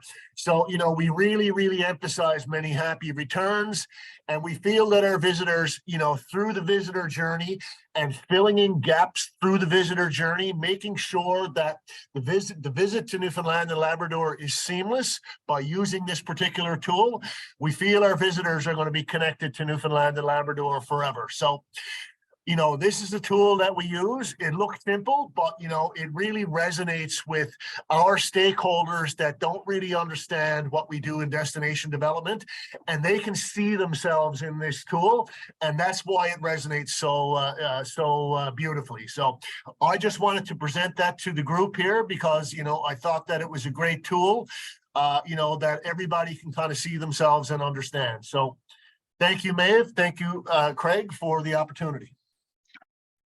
Thanks, John. That gives us great context, actually, and I think it's useful to everybody around the table today. And it's something that I think we'll share again with this group meets monthly, the Annual Laurentic Forum, the smaller group, and I think it's something we'd like to kind of take to the group and explore a little bit more as well. I'm now delighted to introduce our next speaker, who's based here in Donegal. I'm in Donegal, I meant to say earlier, I'm in Letterkenny, and my colleague in Fáilte, Ireland, Joan, is based in the Donegal region. By way of a brief introduction to her, she has a BA in Hotel and Tourism Management. She's working with the Fáilte Ireland, which means Welcome Ireland, which is Ireland's national tourism authority. She's been there with them for over 20 years. And I know from previous meetings with people in Iceland and Norway in particular, and in Newfoundland and Labrador, everybody's heard of the Wide Atlantic Way as a great brand, a great product, a great experience. And Joan has been with the brand since it was launched in 2014 and has been supporting industry in the region in order to deliver that great promise, which is the Wild Atlantic Way. So looking forward to hearing from you, Joan. Over to you. Good afternoon, everyone. I'm delighted to join you this afternoon. I suppose when we look back at Wild Atlantic Way now, we launched in 2014. So we'll be 10 years old in 2024. And look, what have we achieved? We're the longest coastal touring route in the world in terms of Wild Atlantic Way. What has it achieved for the west coast of Ireland? We've attracted over 1 million more international visitors to the west coast. We're sitting around 3.4 million visitors. The value has grown by 3 billion. It's responsible for 80,000 jobs in the west coast. Now, you must remember we launched Wild Atlantic Way at a time of crippling global recession. It was a time when the tourism season on the west coast of Ireland only lasted 6 weeks. And it's heartening to even hear Jeremy refer to, the season's now extended. Where do we want to be? So if we look, we're ready to socialise our new regional tourism strategy for Wild Atlantic Way for 2023 to 2027. So what do we want to do and what direction are we taking tourism as we move forward? So we want to grow the appeal of the Wild Atlantic Way, both domestically and internationally. And we want to disperse visitors, attract and disperse high value visitors throughout the region. The Wild Atlantic Way is a tale of two halves.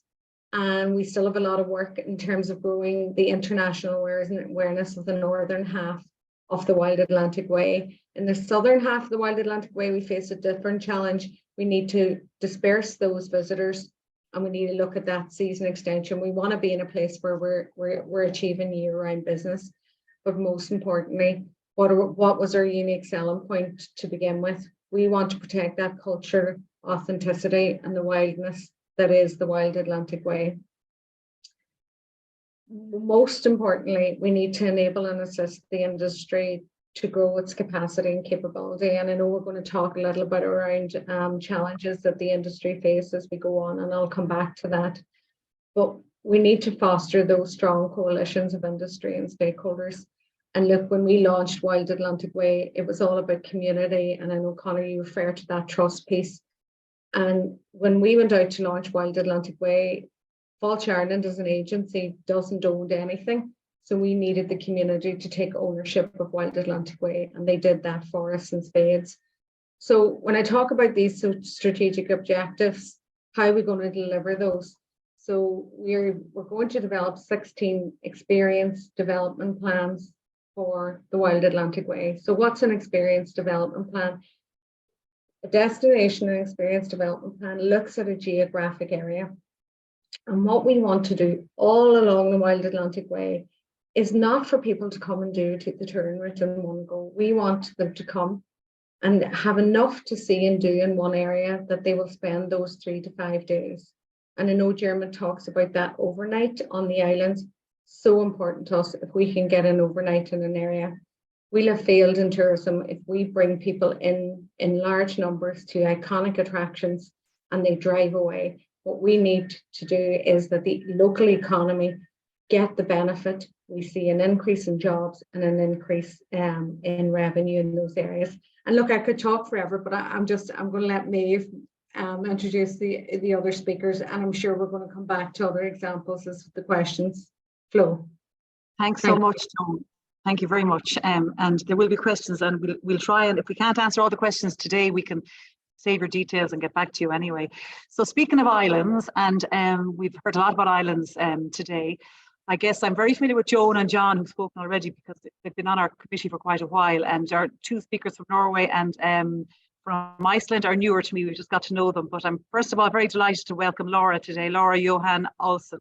She is from an area, she's from the council, let me get this correct now, she's from the Lofoten Council in North Norway. That's a range, if you check it online, you look at the map, it's a range of islands up to the north. So it's very relevant given that we've talked already about the tourism indicators of the islands in Ireland.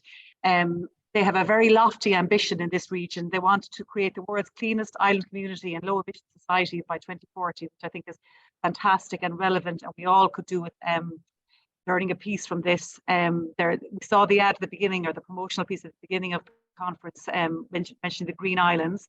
I'll hand it over to you now, and you're very welcome today, Laura. Thank you. Well, thank you so much. I had some technical troubleshooting in the morning, so I wondered if your colleague could share the slide that I prepared. Yeah, thank you.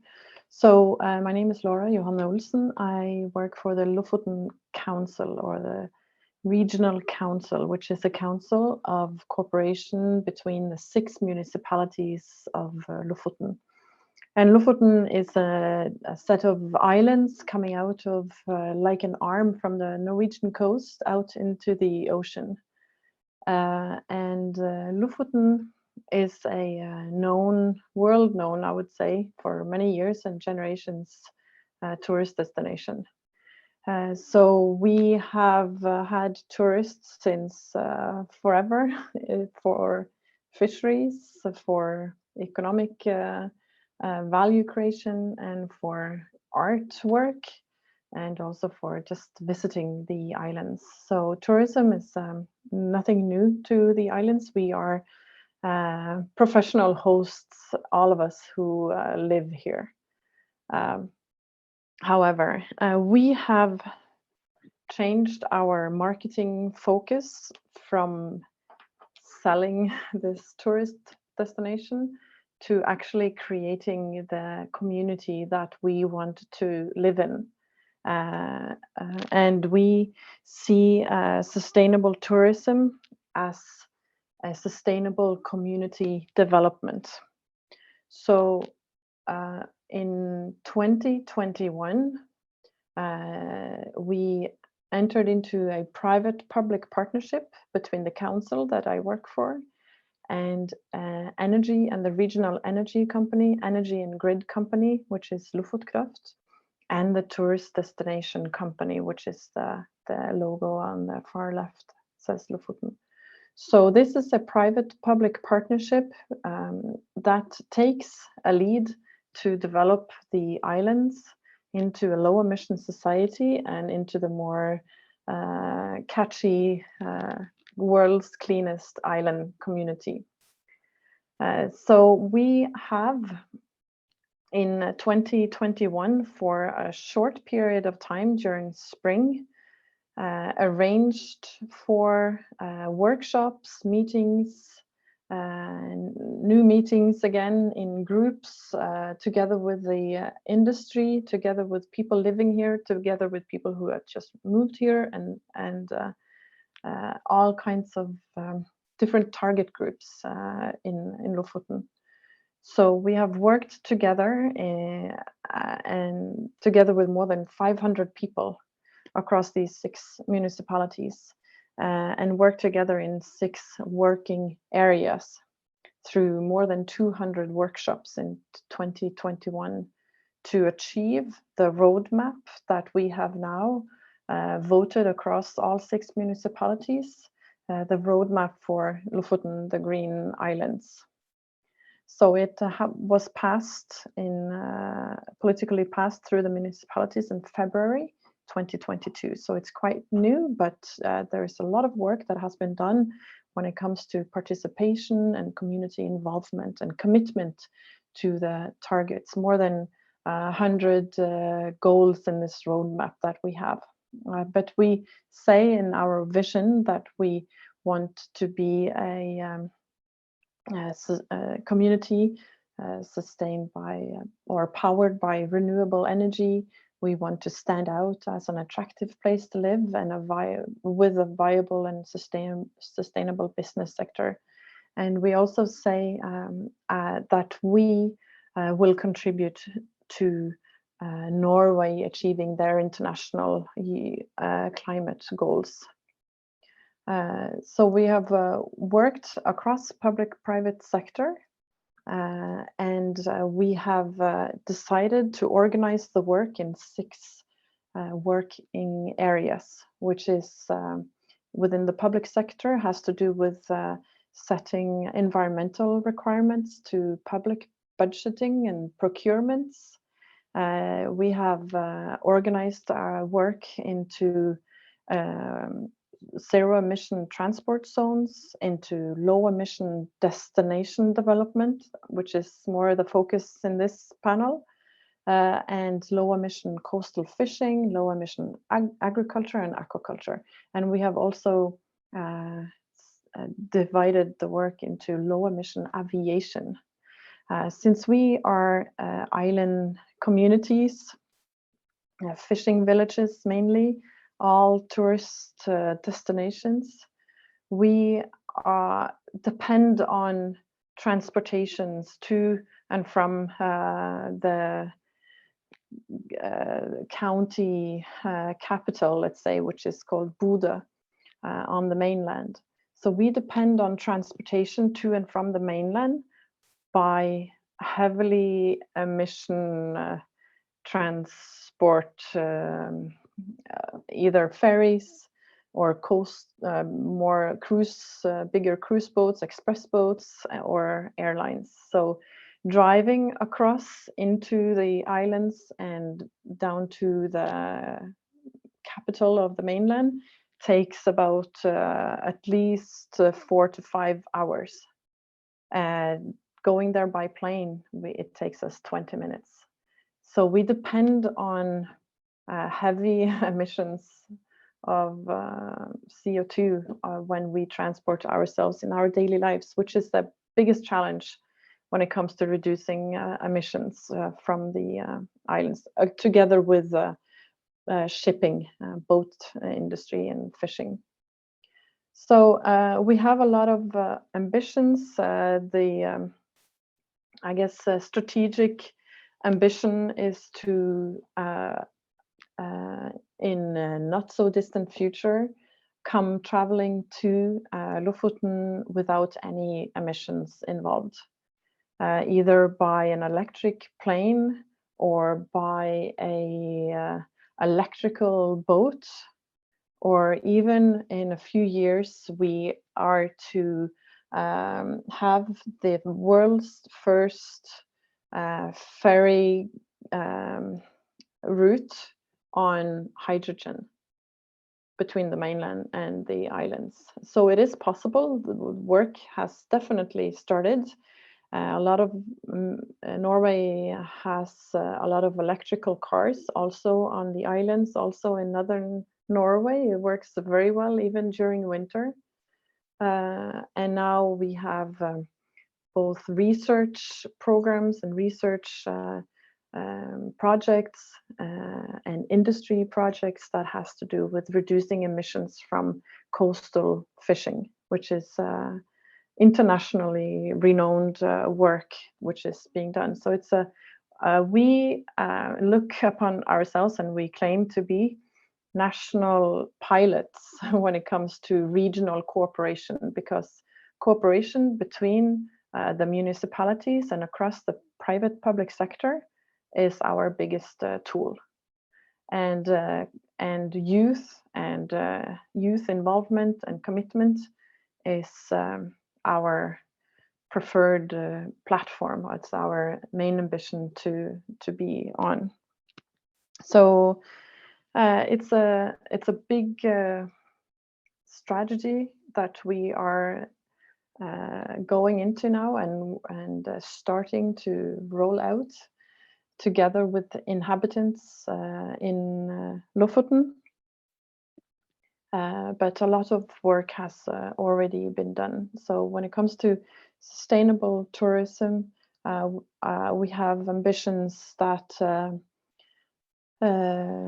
Lofoten is to be Norway's most climate-friendly, resource-efficient and renewable travel destination by 2030. And that Lofoten will be a national pilot area that demonstrates sustainable zero-emission destinations for the future.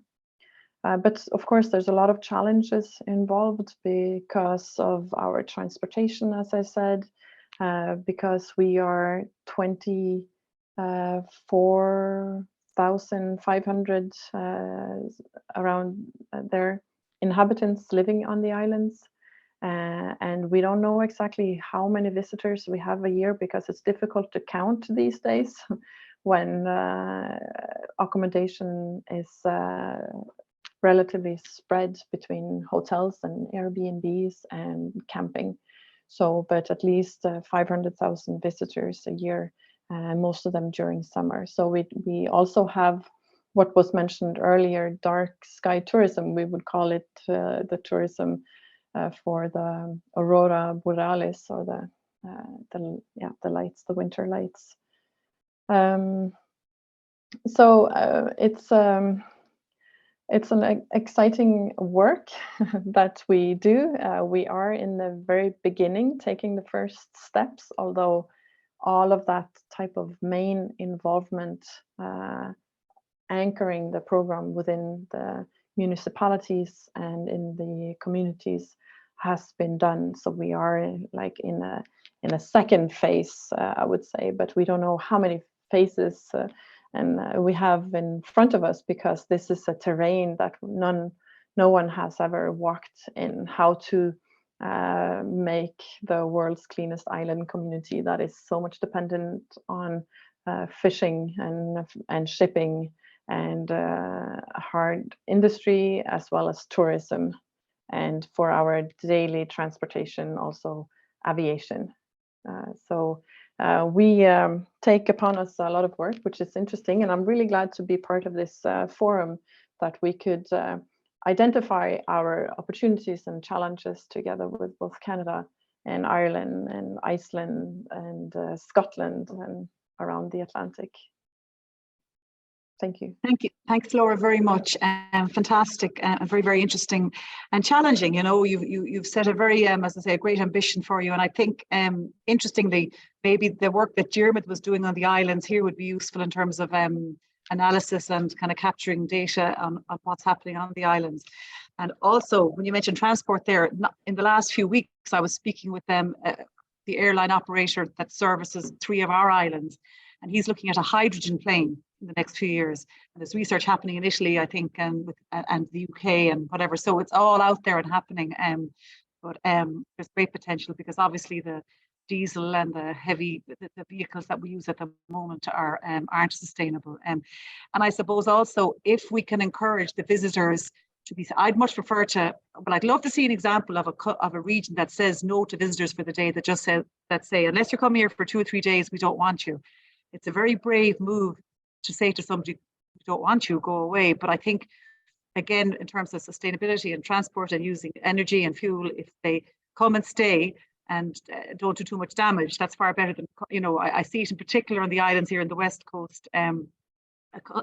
Somebody comes for the day, they bring a bottle of water with them and their food. So not only do they leave, they leave behind rubbish, and they leave, you know, so anyway, it's something we could talk about for a long time, but I think we'll watch your journey with interest, and hopefully we can collaborate there as well. So thank you so much, Laura. So next we move to, we're getting more northerly and colder again. We're going to Iceland, and you're very welcome, Arnheiður, who we just met last week.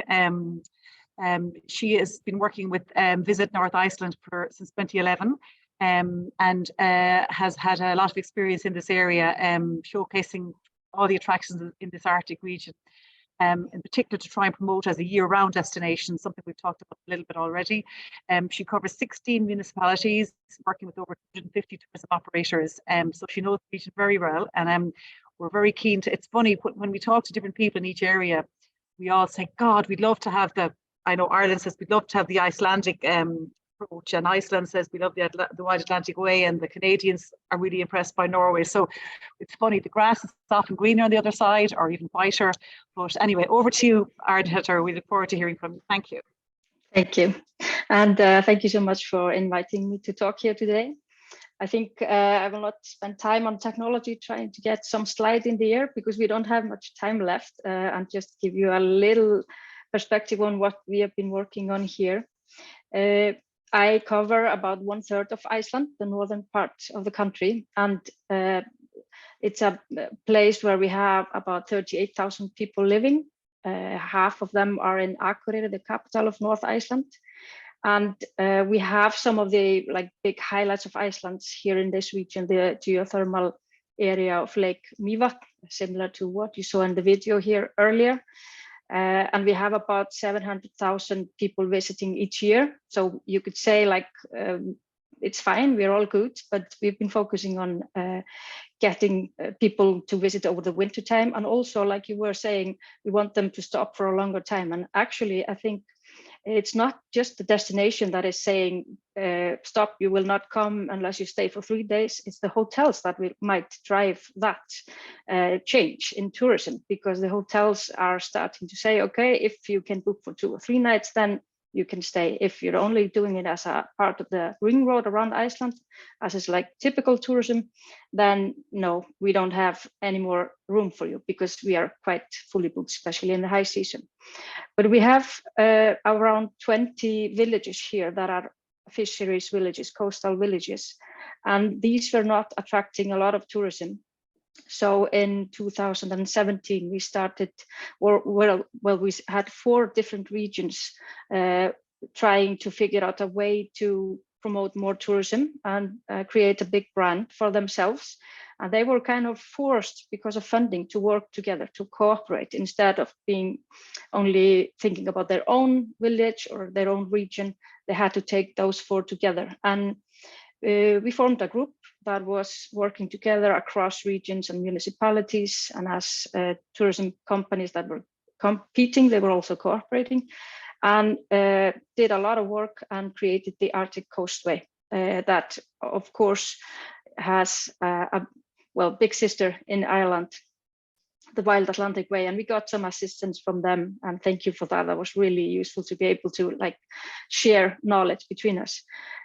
What we knew from the start was that we didn't have the big attractions on our Arctic Coastway, because we had small fisheries villages where Icelanders themselves used to just drive through and say, this is not interesting.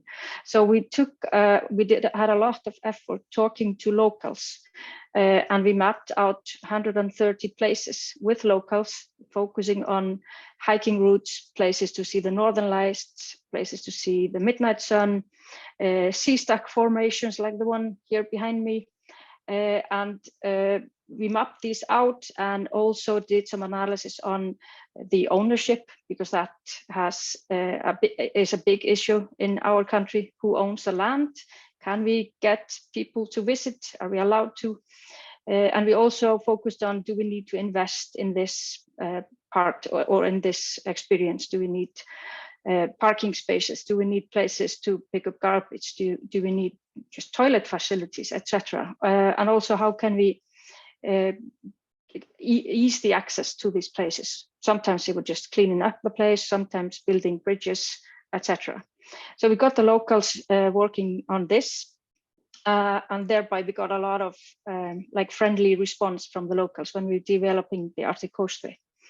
We also wanted to focus on the name and to relate to Iceland with the name, because we first found the English name, Arctic Coastway, but we wanted a good Icelandic name. And again, we called in the locals, got them to give us ideas, and then worked through in groups and with some experts. And we found a name that Icelanders loved, and is for them like something that has been there from the beginning.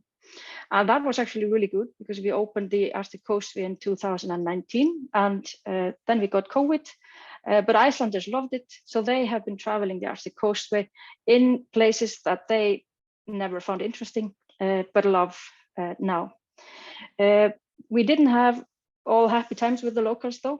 I can give you an example of an area where we had some problems, because we are working in remote areas that haven't had much traffic so far, and one peninsula near to two coastal towns has been fighting for better road infrastructure for years, and have not been able to get any funding in that. And they were furious that we were going to drive more tourists into that road, because it would get even worse.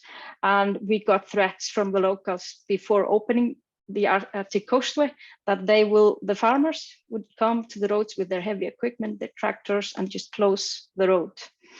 So again, we were like, what can we do? And we figured that the best way to go forward is to have someone strong within each region, strong personality that is liked and valued in the community, and he can do the talks that are needed. So yeah, we've been doing a lot of great work. I think people on this route is our biggest asset, and we will continue with that.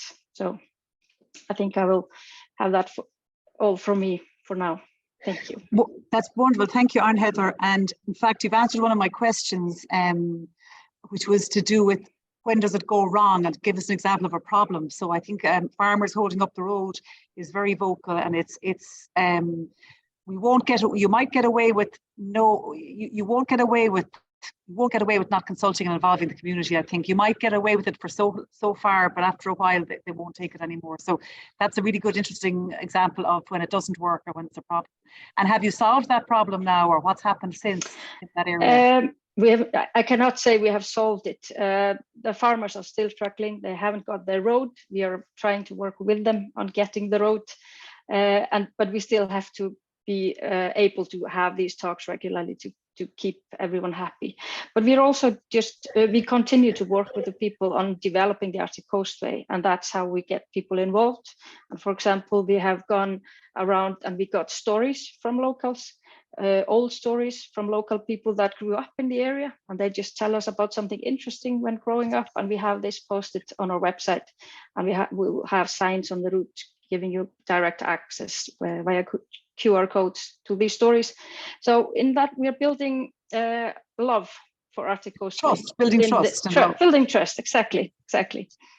Great. Okay, thanks so much. So to all the four that we were talking to earlier, I'm going to put a question to you.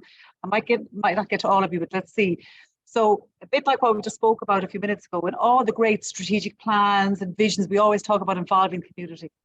Everybody says it, but how many people are actually doing it?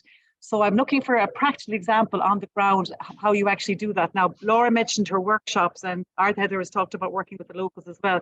So Joan, I might put that question to you now in terms of how do you actually, from day one, get the community involved and kind of spread the story and spread the work you're doing? Probably one of the good examples I can give you is we're in the process of launching a destination and experience development plan for the Inishowen Peninsula now in the next couple of weeks. So if we take a step back and look how we did it, we realized the value of community at a very, very early stage. So when we were going out to do that plan, we held 4 community workshops, and we had around 180 people attend those workshops. We wanted to know what their vision was for that area for the next 3 to 5 years. But we just didn't do that workshop. We went back out when we had themes established for the plan to see, right, do these resonate with you? And, what program of work would you like to see falling under these? And, I suppose there's one thing about us doing a plan, and the plan's done in collaboration with the community. And I know some of the areas that we all fall down on then is we get the plan and we run with it. So it's really important for us in terms of that communication piece back into the community, where you're at with the plan, where you've run into roadblocks, where's the development stages. But in terms of us developing those plans as well, it's not only a community level that it's really important. It's important that you're liaising with all of the other stakeholders, which are the other agencies, because you need to have them bought into your program of work. And that's one thing we do with the Destination Experience Development Plan. Every action that's within that plan, we identify a lead for that action. And we sit down to talk to them to ensure that it's in their program of work for the next 3 to 5 years. So in terms of that cooperation, communities need to understand, need to see that the agencies can work together and deliver. Other than that, plans can gather dust on shelves very quickly. That's great. Thank you, Joan, very much. And I've been involved actually in a few of the plans south of where you are, and in all that engagement. So it does work. It's tricky and it's hard, but it works. Yeah, and you don't always get to hear what you want to hear. No, exactly. So I'm going to go to you, John. Maybe you could give an example of when you've had to engage on the ground with the communities, and I suppose the community can mean the business people, but also, of course, the general public as well. Give us maybe an example of how you've done that. Thank you, Maeve. What we do in Provincial Tourism Product Development is that we have a series of tourism opportunity sessions that we go out and do direct consultation with stakeholders on the ground. And, this provides critical information of tourism priorities that we have at the highest levels of government here. And then we align those priorities with the regional priorities on the ground. And, that is sometimes the disconnect in destination development and working with communities, is that they don't sometimes see themselves in the greater priorities of government. And, it really takes boots on the ground to go out there and walk them through like the visitor journey, like I just described earlier, to get that critical buy-in in order to drive, visitation spending and to move the needle in the regions. So, we provide a fairly extensive education piece in order to get folks in the tent. And then once they're in the tent and they can see themselves, delivering those critical experiences that, make us a successful destination, that's how we really get some traction there. So, by providing, on the ground planning, by providing opportunity sessions, and then, actioning, those sessions with, particular actions that are attributed to DMOs, to provincial government, and then from stakeholders and businesses on the ground. And we do that collaboratively. And, it really works well in certain parts of our province, but, it doesn't work perfectly, right? Like when one of those collaborators is not at the table, or if we can't get private business to buy into the priorities that we have identified, that's a challenge, right? So, making sure that we are speaking to business, in business language so that people actually understand, the priorities that we have in tourism, but they can see themselves in those priorities, and then executing a series of actions on the ground that everybody takes a piece of the puzzle and drives visitation and spending. So, much like Joan's approach, we mirror a similar approach here in Newfoundland and Labrador. That's great, John. Thanks so much. Laura, I might go to you now with the question. I guess we've established we've an awful lot in common, and we've a lot of the same challenges, but we've differing challenges as well. And perhaps you could talk about one of the challenges that you're facing at the moment. And you never know, maybe we can actually give you some answers. What's kind of immediate at the moment that's facing you?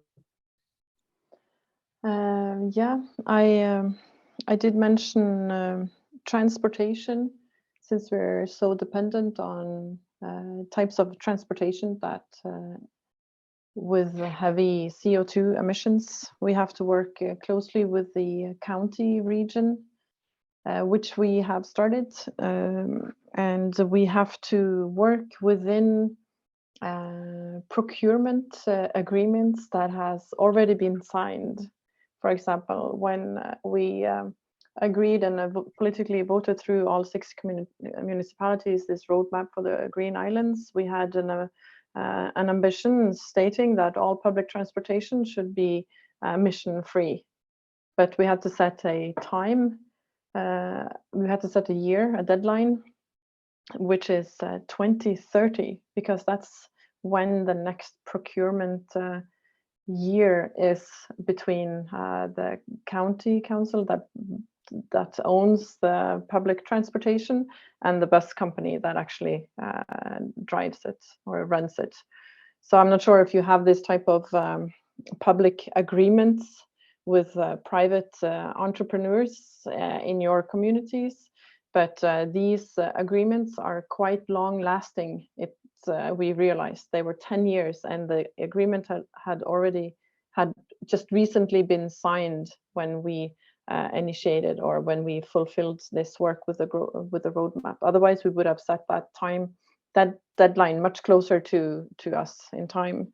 So, but we have to, for example, work within a legal agreement that's been signed by 2 other parties, and we want them to put more environmental requirements into this agreement that has already been signed. And there's it's a difficult legal process not Plus, being it's not done. straightforward, yeah, because Yeah. I grew up in a transport company, and if the private sector have to do it, they'll do the cheapest thing they can because it's Yeah, easier. of course, there's obviously. no So then do you economic give them incentives. subventions and grants, and then in Ireland, typically it's a public service that's provided in most areas, and then often there isn't even enough service to, there isn't enough public transport. So it has to be supported by a state, I think, and has to be subsidized, I think, for it to work initially anyway. But can I mention one more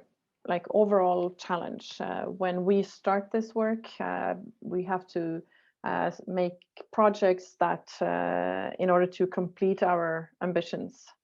So it has to be smaller, bigger projects, but we have to show measurable and documented results of what we say the ripple effects from the green shift. We need to know where we are. We don't have the numbers of our climate emissions on all levels in all municipalities.